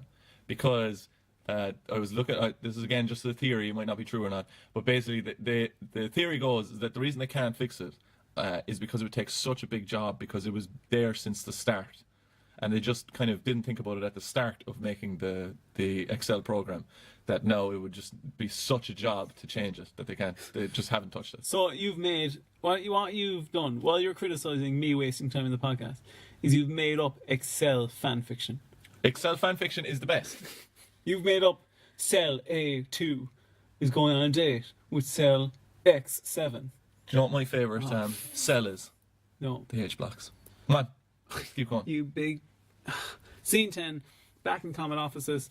Haley is wearing Robbie. No, you're going to have to go faster, man. Hang on, she's wearing Robbie, telling him about online presence and how their increased follower nonsense will lead to loads of new business. Anyway, forget about that, but if you could follow us on Instagram or like us on Facebook, that would really help the podcast. What are you doing? I'm adding Jeopardy music into it, so it's more interesting. You don't even know that. You don't even know Jeopardy. What is boring podcast for 500, please? You can't. Yeah, you said I'm not allowed to diss the podcast. Yeah, you can diss yourself. Sorry, all you want. listeners. I'm just an edgy dude, because that's bananas. Okay, I'm going to let you in on a secret, right? We were listening back to the last few episodes. We thought the character of Dennis, a bit boring, nobody really likes him, nobody tunes in for the character of Dennis. So we workshopped ways to make the character of Dennis Bananas. better. One of them was a catchphrase. The other was to up his twattishness by 0.2%. I didn't want to reveal this, but I'm going to reveal it now. I am actually a voice actor, and I do both the voices of Roger and Dennis. Roger O'Sullivan is a creation of Dennis Lane. And this is what his voice sounds like. So you've all been fooled. It's actually just one person here. And Dennis Lane is a creative mastermind. So anytime you hear Roger, it's actually, well, no, I won't say that. Like, that could be dangerous. Scene 15, Rim McCoy's. Haley comes in to warn Lee about the shares not being good, as he's previously roped Robbie into paying for the other half of the shares. Robbie comes over to tell Haley that him and Carol have agreed on the quote for the PR work. Oisin's having a drink with Paul and asks if Tessa has been to Callum yet. Isn't this insider trading as well? Oh, yeah. 100%. Like, you can't do this. This is illegal, what's happening. It's industrial espionage. Jane comes in. Paul tells Oisin to fuck off because he wants to have a chat with Jane. I've skipped to the final scene and you're still ruining it. I'm bringing in... it's suspenseful music, man. You're singing the X-Men from the 1990s. Possibly the best animated cartoon of all time. The funniest thing about that is the guy who... It's like Charles Saban or something is the name of the guy who owned the animation studio that made that X-Men cartoon. And when he initially started making it, the animation was okay. And then after, like, it was a big success, he just cut all the animation budget. And all the animators were like, what are you doing? And he says, well, like, I've been paid a flat rate for it. You know, if I just pay ye less, I just end up making more money. And he said the idiots will watch it anyway. And they did. So he just laid off loads of animators and made even I'll be more honest, I don't know if I noticed any drop in animation in it. Oh, I'll show you a few episodes that it goes dog shit. Gambit was only made for that, wasn't he? For that cartoon? Yeah, Mes Amis. Cajun Gambit. Did you know what Gambit was when you were watching it as Alright, okay, right. I don't know what he is now. Right? As in, like, I'll tell you what I think he is, which is the same thing from childhood. Yeah. He is a man who shoots laser cards. That's all I know about him. But, like, did you know... I didn't know what his accent was. Oh, I didn't have a clue where he was from. I'm Cajun. I was like, mon ami. Just strange Frenchy American man. Yeah, I didn't know why this American guy was speaking Where are French. Cajuns from? Are they Louisiana? Whoa, there we go. Brilliant stuff. That's the end of Breakneck episode 2. speed. Boom, boom, boom. How are you feeling, Raj? Not brilliant. I would say that the episode title for that one was "I Hate You 90% of the Time." Very nice. I am starting to lose my mind a little bit. Yeah, a But little bit. hey, man, spicy chip is. I might get a portion of curry. Fuck off. Yeah. No way. Oh yeah, might get a portion of curry with the old spicy chip. On top of the chips. But how do you think they'd serve that? Because I thought about this the other No, day. it's in a tub. I'm not getting it. I'm not a monster. I'm not going to get it poured into the bag. Why wouldn't you? Ugh, no way, man. But then where are we? Yeah, you just put your hand into a Where big are we lot of going curry to eat? chips. Where are we going to eat those? Well, I was thinking you could hold the tub for me while I dip in the chips, Would and then you- you can eat your chips after. Would I'm you done. go bobbing for chips in the curry? Have you heard of this thing where wow, The kids are going crazy for what this is it? new thing. It's a Halloween thing where you have a big mound of flour, and you put an apple on top of it or something. I can't remember what it is, and you blow out the flour. What? Yeah, and then the last person. I don't know. I don't know how that game You've works. made all. No, that's cocaine. All right, so I don't care about any of the rest of the questions. This is episode 3. This is broadcast on Wednesday, 24th of October. Go on. We're in the supermarket. Robbie, but this sounds like we've just been through this, but anyway, Robbie needs some ideas to get more people into the bar. Did you pick up on Robbie's phrase? I didn't. Robbie says we need to capture the millennial euro. Oh yeah, I did pick up on Haley's bullshit jargon though. This, which was what about a regular networking event? Aim it at young creatives. Turn the station into a working hub. Generate Yeah. a bit of buzz. Yeah. Oh, And then, God. but the millennial euro does sound like capturing the millennial euro sounds like a plot from one of the Indiana Jones movies. It sounds like a crystal butterfly. Yeah. That's what the Millennium Euro is. Scene 2. It's Wayne's Wheels. Doug and Anto. Doug got a kiss from Erica. He's wondering, was it a real kiss? Was it a fake kiss? And I also noted that Anto is a postman, which we already knew. Yeah. Sorry, postal operative. And he's the only real job in Carrickstone. Yeah. And Anto as well is I love what he's currently in what I call savvy love doctor mode. Mm-hmm. And I love Anto in this kind of, Wayne used to play that role. yeah, but he's Wayne's World. Wayne's useless now. Like he's Toss it. Wayne is the man. sure he hasn't. I haven't He seen watches him. Terminator every single night. I haven't seen him in ages. Do you know that Escape from New York is coming out in 4K and it's being released in cinemas? Really? Yeah. Well, we're obviously going to go through that. If that comes out, That will my be God. unbelievable. John Carpenter and Kurt Russell, the greatest pairing in film history. Do you think that the character in Red Dead Redemption 2 looks like Kurt Russell? I'd imagine that nearly everything in film is modelled on Kurt Russell. Yeah, he's a handsome man, isn't he? He's the coolest man ever. Do you know I still have an unworn costume from when I had longer hair in college? I made a costume for Halloween to go as Kurt Russell from Escape from New York, but for whatever reason, I couldn't actually go out that Halloween. I think I was Just sick. stayed at home. Yeah, I was sick, so I couldn't wear the costume. So it's just still in my house. Just prepared. Surrounded by mirrors telling your reflection jokes. I have having a party. I just have candles around its little shrine. Who copied who? Was it Metal Gear Solid copied them or was it the other way around? Yeah. No. Metal Gear copied them. Yeah. They got sued, didn't they? I don't know. I think they did, yeah. Really? Yep.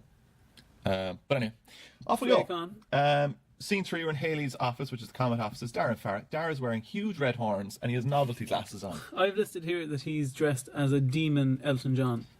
Lee's just normal Elton John, so Lee's investment fell through and there's a delay on the money. Do you know Elton John has an open relationship with his husband? David Furnish. Mm-hmm. Yep. So You're involved with that, aren't you? on and off. Scene 14. Kitchen. Oh yeah, there's a new location, the kitchen in Vino's. There's a very silly scene here actually. Yeah. Chris comes in. I want to say as well, he's got a really nice haircut. He got a haircut. Did you see Oh that? yeah. Yeah, really nice haircut. Looks I need a really haircut, good. and I was like, I might get the Chris. Are you going to go in with a picture of Chris and go, give me this? I thought about it. Yeah? Yeah, Have you ever done that? I did it once. What did you go in with? I was about 7, and I You saw. went in with an action man. No, they had a picture book of They cool, did not. cool looking haircuts. You went for Kurt Russell. No, I went for the coolest, most handsome man in the world, and I said, "Oh, can I get that haircut? AK, can I look like this man?" No. And your one looked at my mother and was like, "Oh, we'll see what we can do." And then I just got plain old fucking pancake hair. Stupid. Anyway, kitchen Vino's, Dean, Chris. Chris got a lovely haircut, like I said. And Chris asked Dean if it's okay if Will can stay a bit longer in the apartment. Yeah. And then Paul Brennan kind of hovers around the place and he's kind of saying, you can't let a customer talk in the kitchen to you. And I was just like, what's going on there? I think Paul No need. is almost afraid of Chris. Did you get that he was almost like, I've never interacted with this character? He's like, I thought this guy was an extra. Yeah. He's meant to be an NPC. All right, so Venus, Jane, Paul, Tessa, and Callum. I actually noticed in this, Paul is acting like such a prick in this to Jane that his character is coming across as mentally deranged. Do you know what I listed here that I think a better way for this to go is Jane and Paul do hook up, but in order to maintain the facade that they're not hooking up, he has to pretend to treat her as badly as he usually does. And he starts going overboard. But he treats her in a way that's like unhinged. Oh no, he definitely does. She's talking to Tommy, and he says to them, Tommy's like, what's your problem? And Paul's like, just checking that I don't have to get the hose. Yeah. That's very strong. Very derogatory. Very. Also, it's a bit of a trope as well in Fair City that any of the lads that are going after women are like really cocky. Bar Doug, all right, like, but you know, there's kind of a there's a little bit of a kind of a skewed masculinity thing going on. Do you know, where it's like if you just kind of basically chase a woman for long enough and wear her down, that she'll fall in love with you. Man, I really, really don't like Callum's interactions with Tessa. That's what I mean. That's what I'm talking about. Like, as in, it's I don't know. It's strange. It's not healthy. Anyway, also, Callum asks her out on a date, and Tessa's like, I won't go on a date with you, but I'll go out on a date if my son can come along. Yeah. And is that really a good idea? No. No. Kind of bringing your child on the first date to meet a man that you may not talk to next week. No, but I think it's a good way of scaring off people that aren't that are never going to be into. Use your child for that, like. What? Yeah. All right. Okay. So we're in the station. It's Robbie, Haley, and Carol. They're discussing their cool business ideas of being cool, having cool people in the bar. And I noticed in this as well. I was like, are Robbie and Haley flirting with each other in this scene? And yeah, what do you think's going on? Oh no, they're going to get together. But I think the way Robbie flirts, I think it's the way that, I don't know if it's the energy. It's unsettling. Yeah, it's like, is he gonna hurt her? Oh yeah. No, it's completely like weird, that. Yeah. Yeah. It's very aggressive. So Haley has another horrible bullshit jargon quote here. Yeah. At each event, you'll serve superfood mocktails. Yeah. Have you ever had a superfood mocktail? No, never had Have you? No. Oh, actually, once I was taking my girlfriend for brunch. Dr. Lady. And she ordered one.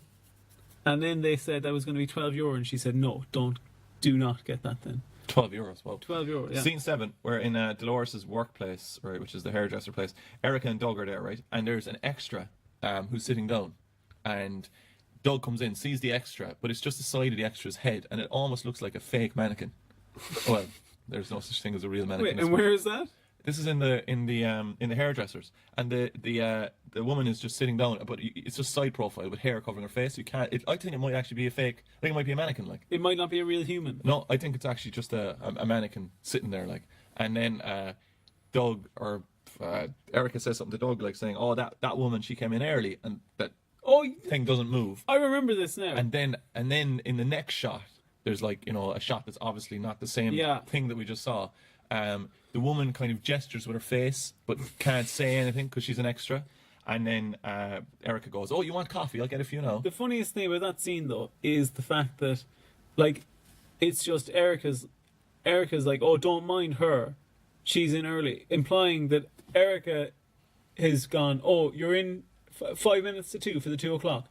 Yeah, I'm not going to do anything with you." I'm going to stand around. Yeah. Scene 9, we're in the community centre. It's Oisin, Paul, Jane, Tommy, Will, Chris, and with 5,000 other people. Paul and Oisin come in to hand out flyers. It's another crossroads scene. There's so much stuff. But anyway, I don't. Jane says that she pegged Paul or something like that. I can't remember what it is. But Will is looking for an apartment. Blah blah blah. But there's a Halloween poster, and it has a good line in it. It goes, It's for a Halloween party, and it goes, "Be there or beware." You're reading on the nuts. Yeah. How are you meant to have legitimate surprise, shock, appreciation, wonder, awe here we go. from my zingers? What? Bananas! Wow. There's an over 50s club as well on the bulletin board. Someone is also teaching judo in Fair City. Really? Yeah, there's judo lessons up. Who do you think's most likely to do that? Judo. Erica. Do you think? Yeah. Okay, great. Who do you think so? Dara. No. What? No. It's judo, man. It's a bit more graceful. Limber. You don't think Dara's limber? No, I think Dara beat the shit out of me. But I think that someone who knew judo would use Dara's strength against him. Really? Yeah. Do you know, So I'm going to guess that it would be. Oh, it's Farah's ex-boyfriend, Jake. Jake. He teaches Nice. judo, Good. and he's good called shout. Judo Jake on No. Instagram. Oh, that is a good shout. And he posts up topless pictures of himself. Yeah. Also, Wayne is still looking for storage space for the winter. That's still up there. That bulletin board. Really? Yeah. All right, I'm skipping on. Oh no, actually, this is weird, man. Scene 10, we're in a community centre, right? Phoebe, Mairead, Will, and Chris, right? Phoebe's been lashing out at her teacher because her teacher was saying that, no, don't be reading my notes. No, No. keep your I'm sorry. I'll look away. dirty eyes away from me.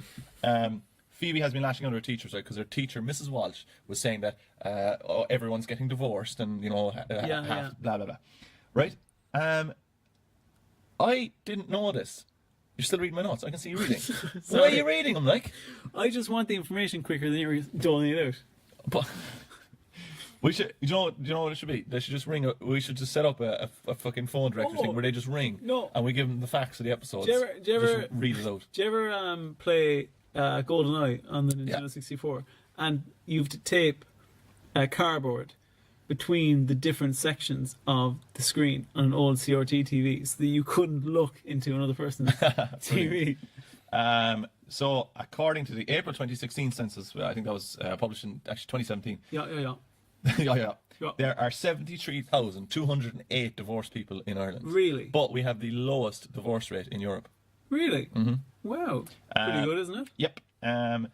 This is. Do you think that's because there's just less, if you break up with somebody, there's less people for you to go out with instead? Because we have a small population. Do you know, like in Germany, like, if you divorced your wife, you'll definitely find another person. In Germany. In Ireland. No. Oh, actually, do you know what? Actually, no, it is done. It's measured by this thing called the crude divorce rate, which it's like how many people per thousand are divorced. Oh. But the way that they measure it in Ireland is that it's if you've ever been divorced in a census year. So in Germany, anyway, both of those measurements still put Ireland down at the bottom, but maybe if you get married again, you're taken off the divorce thing. I'm not sure. Or Really? I'd say if you're divorced, you're marked as. Interestingly divorced, enough, my sister was recently, because she teaches stuff about family law in a college in Ireland, where she was recently looking at the similar statistics to this, and she said that there's half as many divorced women in Ireland as there are divorced men. There's half as many divorced men in Ireland as there are divorced women. There are 29,900 males and 43,308 females. Yeah, so my sister got pissed off at that because she was like, where are these men finding new wives straight away? And these women are just stuck there. And also, interestingly, she told me that there's never been a reported case in Ireland of, I think I'm getting this right, either never or it's like minuscule compared to the other statistics that of a same-sex domestic violence. But what's your point? my point to that is that But you could extrapolate a lot of stuff from that wouldn't necessarily mean that. I'm just saying that some people out there don't agree with same-sex partnerships, like Mairead. Yeah, but you're saying that there's less domestic violence in same-sex relationships. That's kind of what you're getting at. Yeah. Yeah, but that doesn't, like, there's other factors involved there, like they mightn't be reported or, Oh yeah. All right, okay, I don't want to talk about it. Okay. But this is weird, right?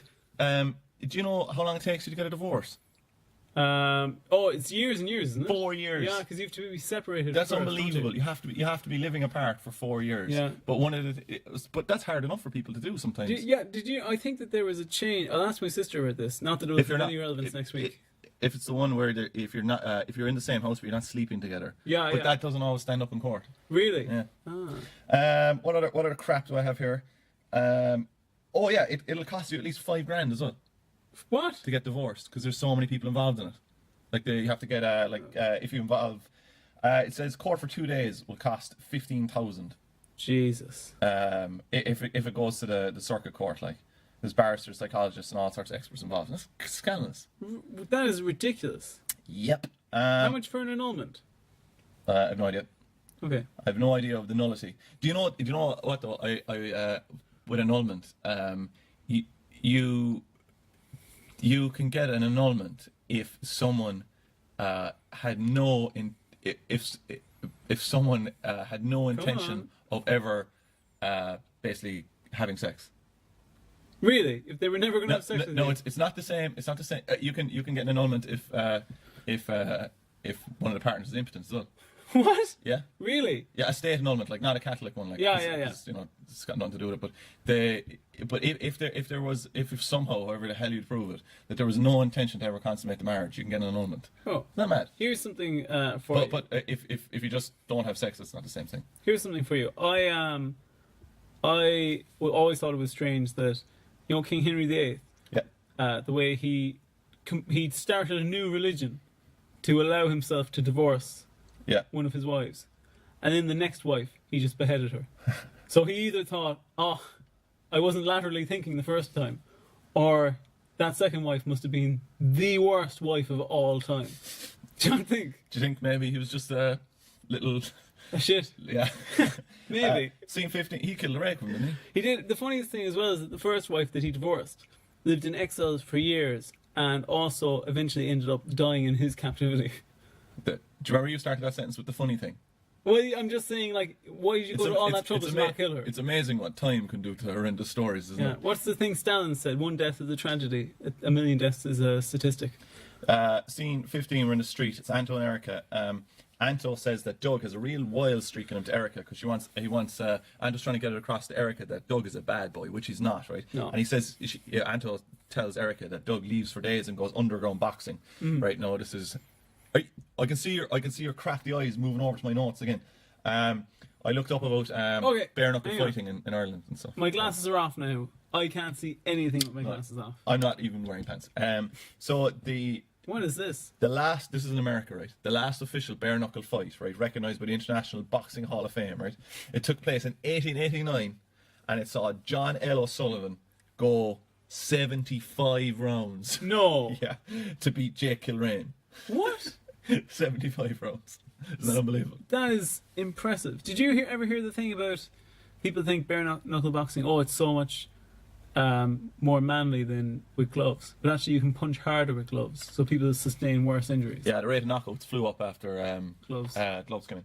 Yeah, because obviously if you're not going to hurt your hands, you're going to flake someone even harder. Yeah. All right, scene 21, we're in Paul and Jane. Jane comes over to apologise to Paul, and Paul basically flips out because Jane made a mockery of him to Tommy and told Tommy that Paul was crying into her shoulder and all this crap. Who cares? Anyway, and Paul says, that loser's not going to make a fool of me again. Consider this a warning. Yeah, pretty threatening. Mm-hmm. Right, now, Oisin, at the end of this scene, he's reading a Roddy Doyle book. Oh, is he? I couldn't work out what he was reading. I've never read a Roddy Doyle book in my life. Me neither. Have you read it? No? No. I just don't have the interest because it's... Irish? No, just because it's set in Dublin. Oh, yeah?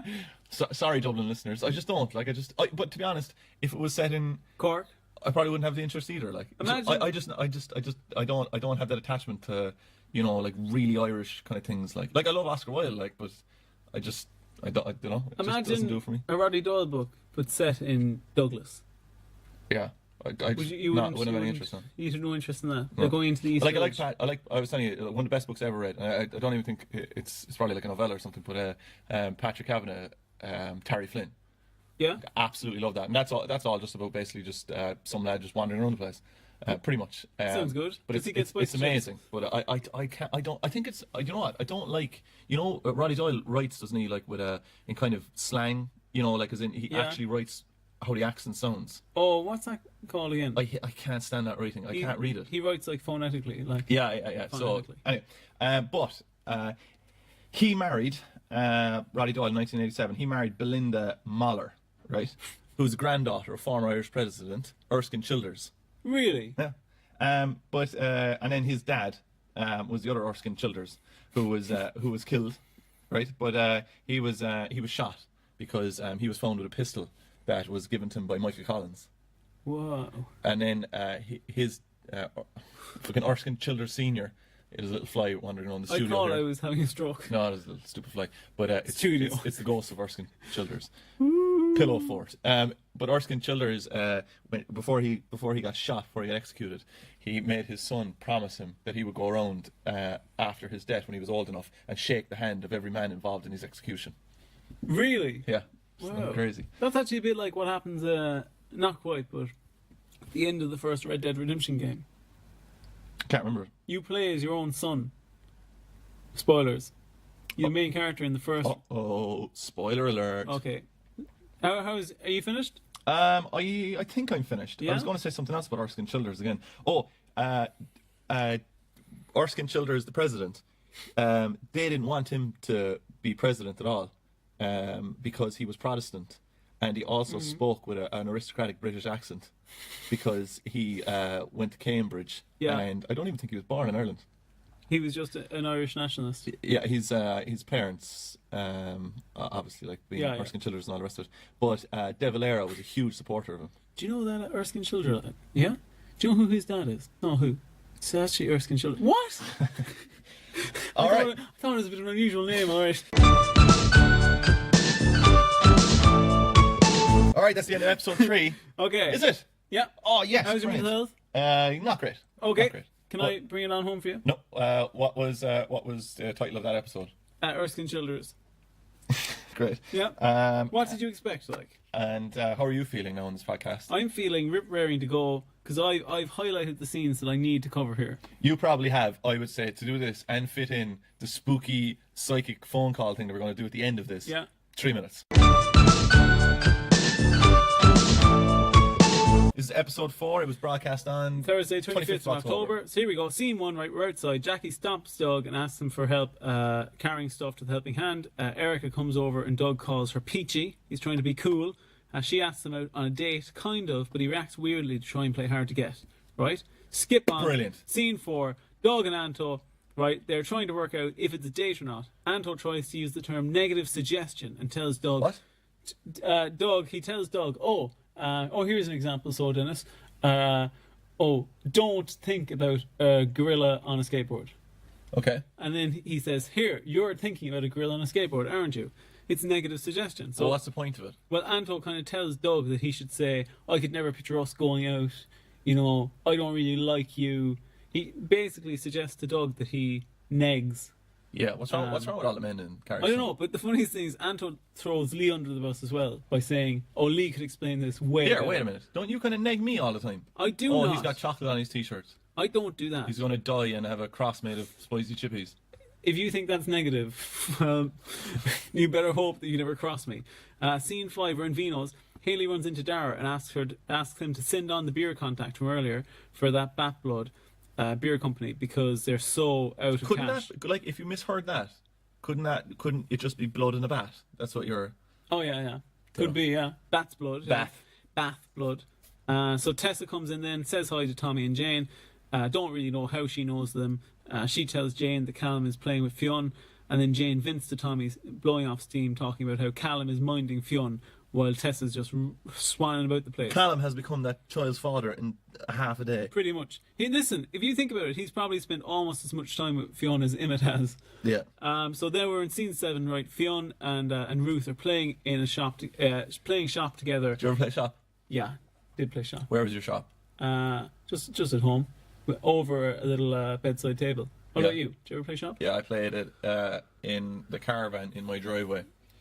Because that's a really good shop. We used to always caravan, as I think I explained before, because my dad has a deathly fear of flying and being on boats. He also just doesn't like the magnifying or the fuck that. What? Come on. I was going to say he actually has a deathly fear of magnets or what? Fuck, what's it? Good stuff, mate. Yeah, brilliant. I can't think of the phrase to make the joke work. What are those things called? I don't know what you're talking about. Metal detectors. He likes metal detecting. He's a death. We used to go metal detecting before. Okay. All we would find on the beach were ring pulls. That was it. Were what? Ring pulls. Oh, from cans. Yeah. Okay. That's all. Is that what they're called? I don't know. Okay, so scene 7, right? We're in Paul Brennan's house, and Fionn is there with Ruth playing while Tessa and Callum are helping them. Are just supervising them. Then Jane and Tommy Dillon call over to see if they can help as well. Ruth is definitely Paul's daughter because she tells everyone who tries to buy stuff at the shop that they have to use real money. So she's already a future business Crafty business person. Yeah. So Tommy Dillon, now you can tell he has 4 kids. Fall over. You can tell he has 4 kids because he really takes to the children very well. I don't like Tommy Dillon. What? I don't like Tommy Dillon. Come I think on. he's a shapeshifter. He gives them €1 each to try and buy a tin of baked beans, but I reckon he probably does take the baked beans because they're Paul's. I'd say Tommy Dillon goes home, opens up the baked beans, pours them all over his chest, and rubs them on himself. Well, I actually from the loneliness that he feels. I actually think that what he's doing is taking the baked beans and taking them to an evil witch, and saying, "This is an item of one of my belonging to one of my enemies. Could you place a curse upon it?" Place a curse on Ruth. No, on Paul, because it's Paul's baked beans. All right. John, keep up. Scene 9. Yeah, right? well, if the witch misunderstood it then, and you've got a curse on a child. Well, you don't want that. Scene 9, right, skip forward. We're back in Paul Brennan's house again. Jane and Tommy are taking Fiona and Ruth for a walk in the park to leave Callum and Tessa have some time for themselves. They say they might go for milkshakes in the Hungry Pig afterwards. I would love a milkshake if we could get them today. Don't know where we'd get them though. Paul arrives in. He goes berserk. Everyone he hates is in his house. He starts freaking out. He starts banging his chest and saying, "Ooh, ooh, ooh, me gorilla." Oisin is there as well. Oisin's backing up Paul, saying he's right to go mad. Why are these people in our house? Callum's backing up Jane. Steve DeGar comes in with a double barrel shotgun. He does not. Blows the head off Paul Brennan and goes, "This is my fucking town now." Hang on. You stop pointing that finger at me. Wait, I have one thing to say to you. We missed a shout out, my tinfoil hat, a shout out in your episode, the previous episode. To us. No, we didn't. Cristiano, when he comes in the door to Will, actually it's in episode 1, when he comes in the door to Will and he's telling Will, "I actually do love you," he says, "You Irish people have a phrase, fair enough. Well, I say fair enough, I love you." He's saying he loves us. Yeah? Alright, Chrissy, why? You ruined all that episode. You ruined And it was my in episode. my episode that he said it. You ruined my... I'm properly mad at you. Why? You ruined my I episode. didn't. People got enough of that. They didn't. They did. Alright, so that's the end of all the episodes this week. Can you believe it, Roger? Look at where we are again. On the verge, the cusp of eating some spicy You chives. spent... This one will be a bigger bumper episode because we're going to have to tack on 20 minutes of Roger talking to a psychic woman in the UK. The most terrifying experience of my life. It will stress you out. You probably won't be able to get through all of it in one entire thing without like sweating profusely. You have to have a few change of clothes, but it is well worth listening to. And it is spooky, spooky stuff. You spent 40 minutes on the first episode. And I spent 4 on that last one. You spent, last week, you must have spent about an hour and 20 minutes on the first episode. I did not. It was ridiculous. I did not. And then you kept going, "This is a bit unfair on you." But then proceeded to do another 20 minutes. I'm sorry, my notes are so good. Alright, thanks so much for listening. Hang on. How's your mental health? Grant. Oh, good. I'm looking How's forward. your t-shirt? Chocolate all down your front still? Yeah. Chocolatey, bit chocolatey. I'll give you the money back for that. I won't. Alright, so thanks so much for listening. You're a twit. Thanks to me, thanks to Dennis, the new Dennis character. Shut up. Hang on. Bananas! Hang on, Dennis. Really improved. We have a gig in Galway. We have a gig in Galway on Thursday, which will be 2 days after this is up. In the Dew drop in with Bob Hennigan and Johnny Graham. Johnny Graham. Yeah. Or Johnny Grainham, as Roger just called him. So, you know, if That'd be a good old you want to gig. see us there, pop along. Oh, I have a gig. I'm assuming you're listening to this at 12 midnight on Monday, which is the first hour of Tuesday. I have a gig in Collins in the Comedy Cavern. I'm You traitorous swine! What? I don't have any gig on I think Tuesday. I'm emceeing that one. Oh, yuck. Yeah, that'll be a good gig. Come along to that. I might be in the audience, so you can just chat to me during the break. Yeah. All right, thanks so much. Tell your friends, tell everyone, and thanks to our Fair City cast members as well who are listening to this. Thanks to our sponsors.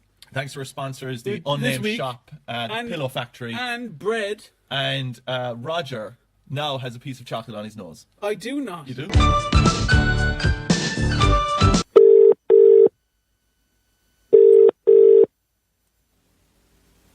Hello? Hello, is that Mary? Yeah, this is Mary. Hello, Mary. This is my name is Roger, and Hi, Roger. and I'm calling from Ireland, and I'm calling with a friend of mine as well. His name is Dennis. He's here next to me, and we were just wondering if you could help us. Okay. In relation to a recent friend of ours who's passed away. How long ago, Roger? She passed away, I'd say it would be a few months ago now. It depends. You don't always get a connection unless it's a family link. Oh, Yeah. She was a cousin. I'll see who comes through, Roger, okay? Okay. Are you calling from Ireland? I am calling from Ireland, yes. Because we're not allowed to do mediumship readings from Ireland because the Irish government doesn't allow it. Really? Yeah, are you aware of that? No, I wasn't, but there's a lot of things that the Irish government don't let us do that I'm not in agreement with. Yeah, I understand that, but Yeah. because the telephone company is governed by certain laws, and if a country doesn't accept mediumship readings, then it becomes difficult, Roger. Okay.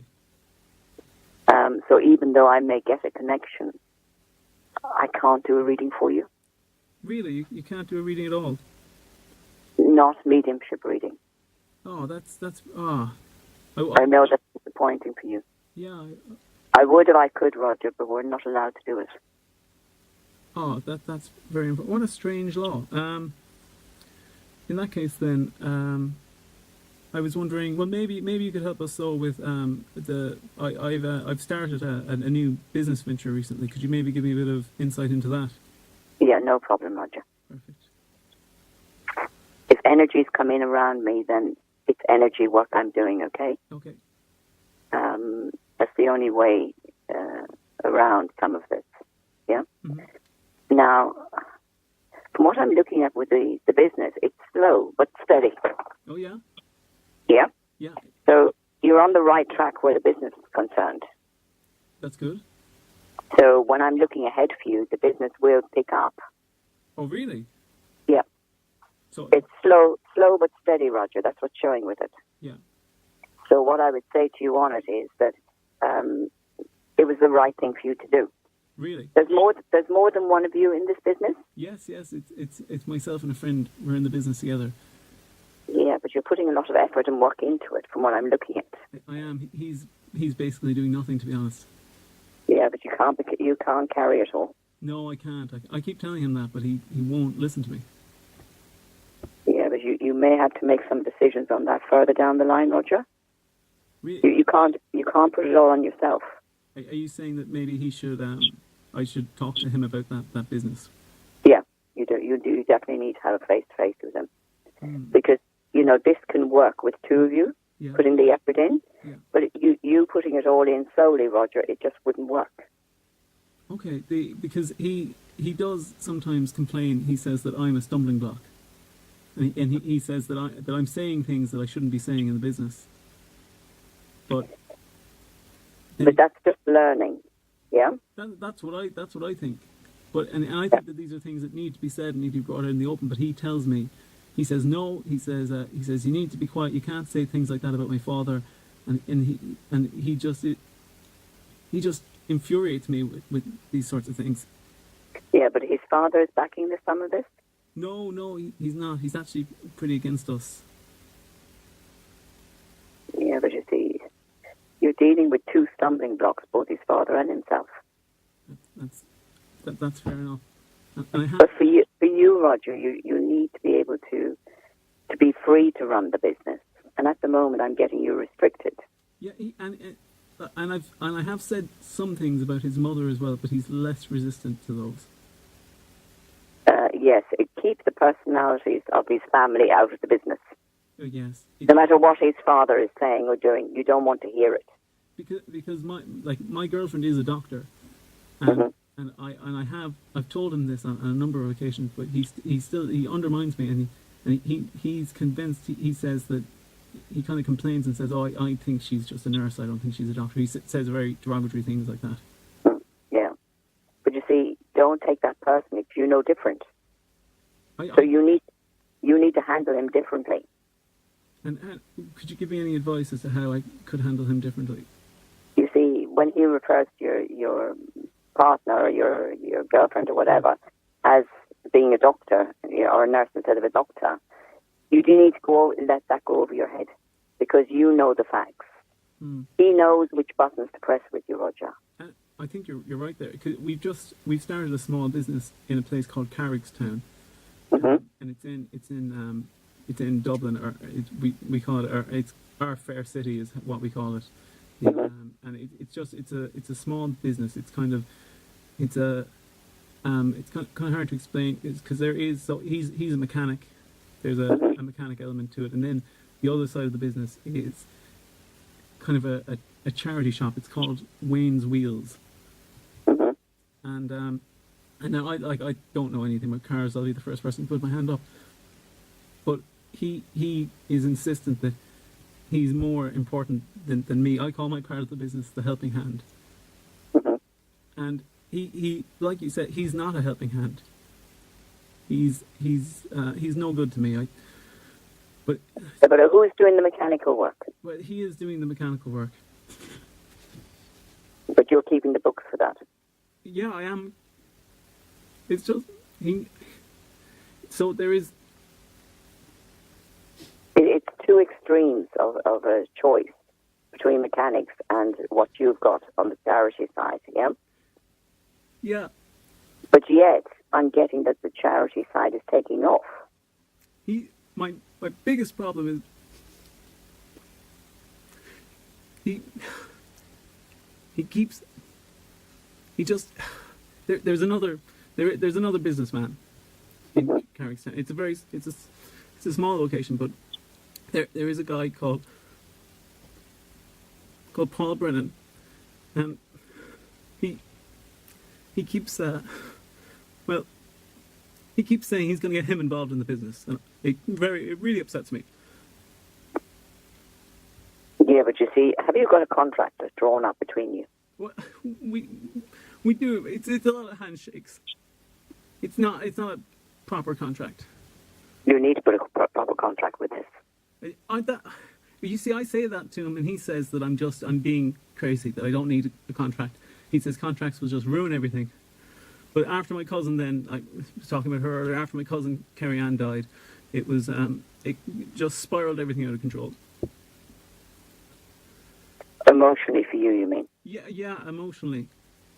And the business was taking a turn as well. They're not related, but my only friend is a guy called Mondo.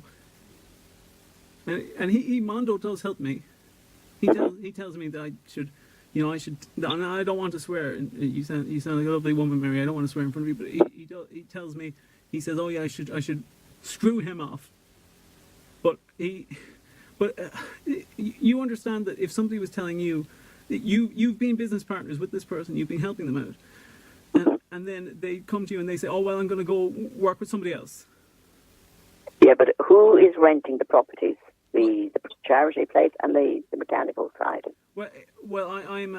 You see, it used to just be mechanics, but we've kind of split the business. There's like I will do some of the reception work for him as well. And then, so previously, I wanted to start a business with that Paul Brennan man I mentioned earlier, and that didn't work. I wanted to sell hot pots. I'm sure you're familiar with hot pots, Mary. And I wanted to sell hot pots, but he said that he had no interest in selling hot pots with me, and he went off and he started selling hot pots with this other guy, Dean. This is food you're talking about. Oh yes, food. Yeah.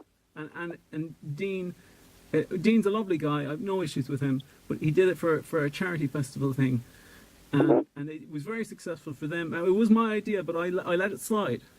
Because I just said, well, that's it. I'm like I understand they've screwed me on this one, but I just wanted to take it a bit further. Do you have any advice of how to handle Paul Brennan? From what I'm looking at, Paul Brennan is now selling the hot pots from where? From a food truck. Yeah, because the truck was coming in. Yeah. And he also has a.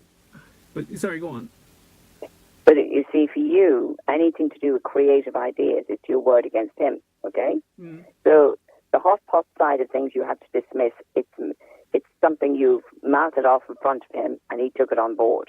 Yeah. Yeah? Yeah. So you can't allow your creative ideas to be run past Paul Brennan, because he has the guts, and he's brazen enough to get up and get things running. He is? Yeah. So he's much more shrewder than what you are. Well, I guess that is hard to hear, Mary, but I think you probably are correct.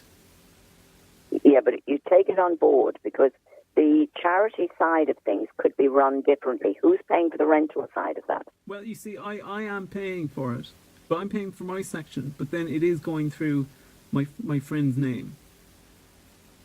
Why didn't you put it on your name? Because he said that he wanted it to go through his name. I was bending over backwards for him, frankly.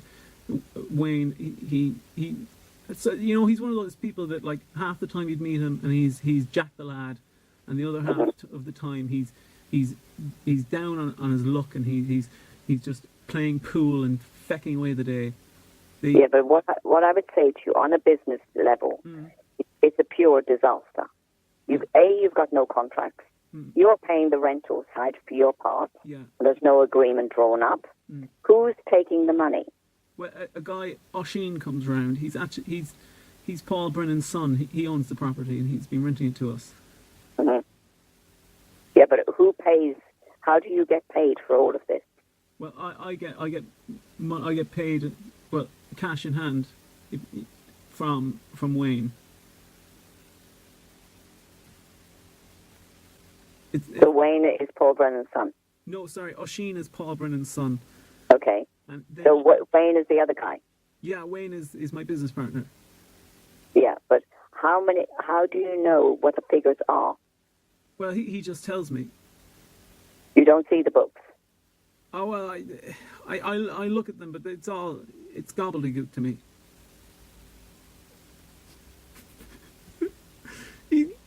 He's ruining me, Mary. He has, but you can bounce out of it, okay? But you need a clearer head. It's hard, though, could you give me advice on it? And there's nothing you could do to negatively affect Paul, no? No, you can't. You can't put some wishes on somebody else. Okay. It will come back to haunt you. Does that make sense? It does, Mary. Well, I'm worried about my time. I'm sure it will tell me when my time's up. But yeah, the 20 minutes will come with the beeper. Okay. But what I would say to you on it is, you need to maintain the charity side because you're good at it. You've got the personality. Yeah? Yeah. Any reception work you're doing for him, then you need to get paid for that as well. Mm-hmm. Yeah? So there's got to be some form of contract drawn up. Is there any friend of yours that can draw up a contract? Well, yes, I could get Orla. A friend of mine, Orla, could draw up a contract. Or actually, there's another lad, Huey. He's also a businessman. He's well aware of things like this. Yeah, but you do need a proper contract drawn up. But because you're getting paid cash in hand, you're claiming as well from the government? No, I wouldn't do that. So the money you get, you're paying tax on? I am. I plan to put it in my Form 12 at the end of the year. That's fine. You need to keep on top of that every month. Okay. Yeah? As to what your income is. Would you mind if I asked you a question? I just have two questions before I go. One of them is a friend of mine, Charlotte. She this might be beyond what you can talk about, but my friend Charlotte, she's been having trouble. She's been kind of unlucky in love, and she started seeing Oisin, and I was just wondering, could you tell me, does it seem like that's a positive for her? It's a positive, but there's work to be done because Oisin is not the most straightforward. You know, there's issues there with him. You're spot on there, because Oisin is. He's awful.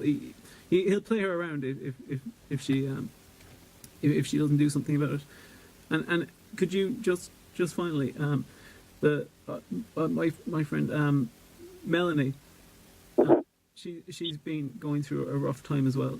She's been having issues with rent and finding a place, and she has a son as well, a little son Alex, and they've been kind of shopped around from post to pillar. And do you think things are turning up for them, or? They seem to be boxed in a corner when I'm looking at them, yeah? But there's no reason why they can't get out of that corner. She's on the one-night stands, Mary. she's going off. She's going off with. It's almost like there's something she needs to get out of her system. Well, it actually happened with a friend of her, Carol, before, and she was going on the one night stands because her boyfriend, he was off. He's a guard. You can't trust the bill really, but he was just running off all over the place, and he didn't trust her, and she went on the one night stands, and it was spiraled down from there. She went back with an ex. It was terrible. Mm-hmm. But just, do you have any final thing maybe that you could just tell me? What I would say about both these women, they need to be able to resolve their own issues first before they go into a relationship. Okay. They need to stand back from the rubbish that they're bringing around them. The baggage. Yeah. Because they've got so much baggage themselves that they're all floating and bringing in people with baggage. Yeah. They're both two strong girls that need to find themselves again. Mm-hmm. Like the girl with the child, I'm getting that there is support there for her. But she rejects it, Mary. She rejects it because she seems to have some psychological issues. Yeah. Does that make sense? That does. That makes a lot of sense to me, Mary. And just, do you have any final thoughts or anything you can tell me, Mary? For you, you're good at what you're doing with the charity side. Mm-hmm. So you need to focus your energy on building that. Yeah. Because that and dealing with people and being around people, you're in your own zone. Mm-hmm. But you cannot allow anybody, whether it's Brennan or whether it's this partner of yours, to fleece you. Mary, I know you said you can't do you can't do any sort of mediumship, but you do think Kerry Ann is probably in a good place. Yes. You only have 1 minute of your prepaid time left. Happy here. She's happy? She wasn't very happy here on this earth plane. No, that's true. Yeah, she had a lot of problems there. She did. But her crossing went well. Pardon? She's around her family. Oh, that's good to know, because she had issues with her family. She was. Yeah, but when people die and cross over, they go into a higher mindset. So any issues they've had on this earth plane, they all get dissolved. That is good. I think I'll pass it on to her husband, Declan, and her daughter, Samantha. They'll be very happy with that information. Mary? What I would say to you, because you've still got a minute, okay? Yes. What's happening with her is that she's in the healing process now. Mm. Yeah? Mm-hmm. Because there was a lot of healing to be done. Oh. And she's gone. Wow. God almighty. I didn't want to do that at all. It didn't go how you thought it would go. It didn't go how I thought it would go. Way worse. I felt like I couldn't come in on it, though. Yeah? I didn't think that You were feeding me, though. You were feeding me stuff Yeah, there. so what was happening there during that phone call is that I was giving him notes on just typing them into my phone and then showing them to him. But every time I showed him a note, we couldn't stop laughing. Oh. Like, anytime I wrote Paul Brennan, something about him into my phone, we couldn't stop laughing. Dennis, so then Roger had to turn it into crying. Will you stop it and check if if it recorded? Yeah, I know it did. I saw it come up. Oh, fucking great. You know, I was watching the waves and it, so it's all good. Oh, we're gonna cut short the episode in terms of, we're gonna only pick key scenes, I think, this week, so that we every week we shorten the episode and we still end up with 2 hours. So this is going to be an absolute juggernaut. But well done, Roger. That was some amazing acting. I'll never believe anything you say to me ever again. It's good to know. Fucking terrifying. And she broke the law. Yeah. She broke the law for us. Oh, good stuff. All right, we're going for a pint. See you, lads.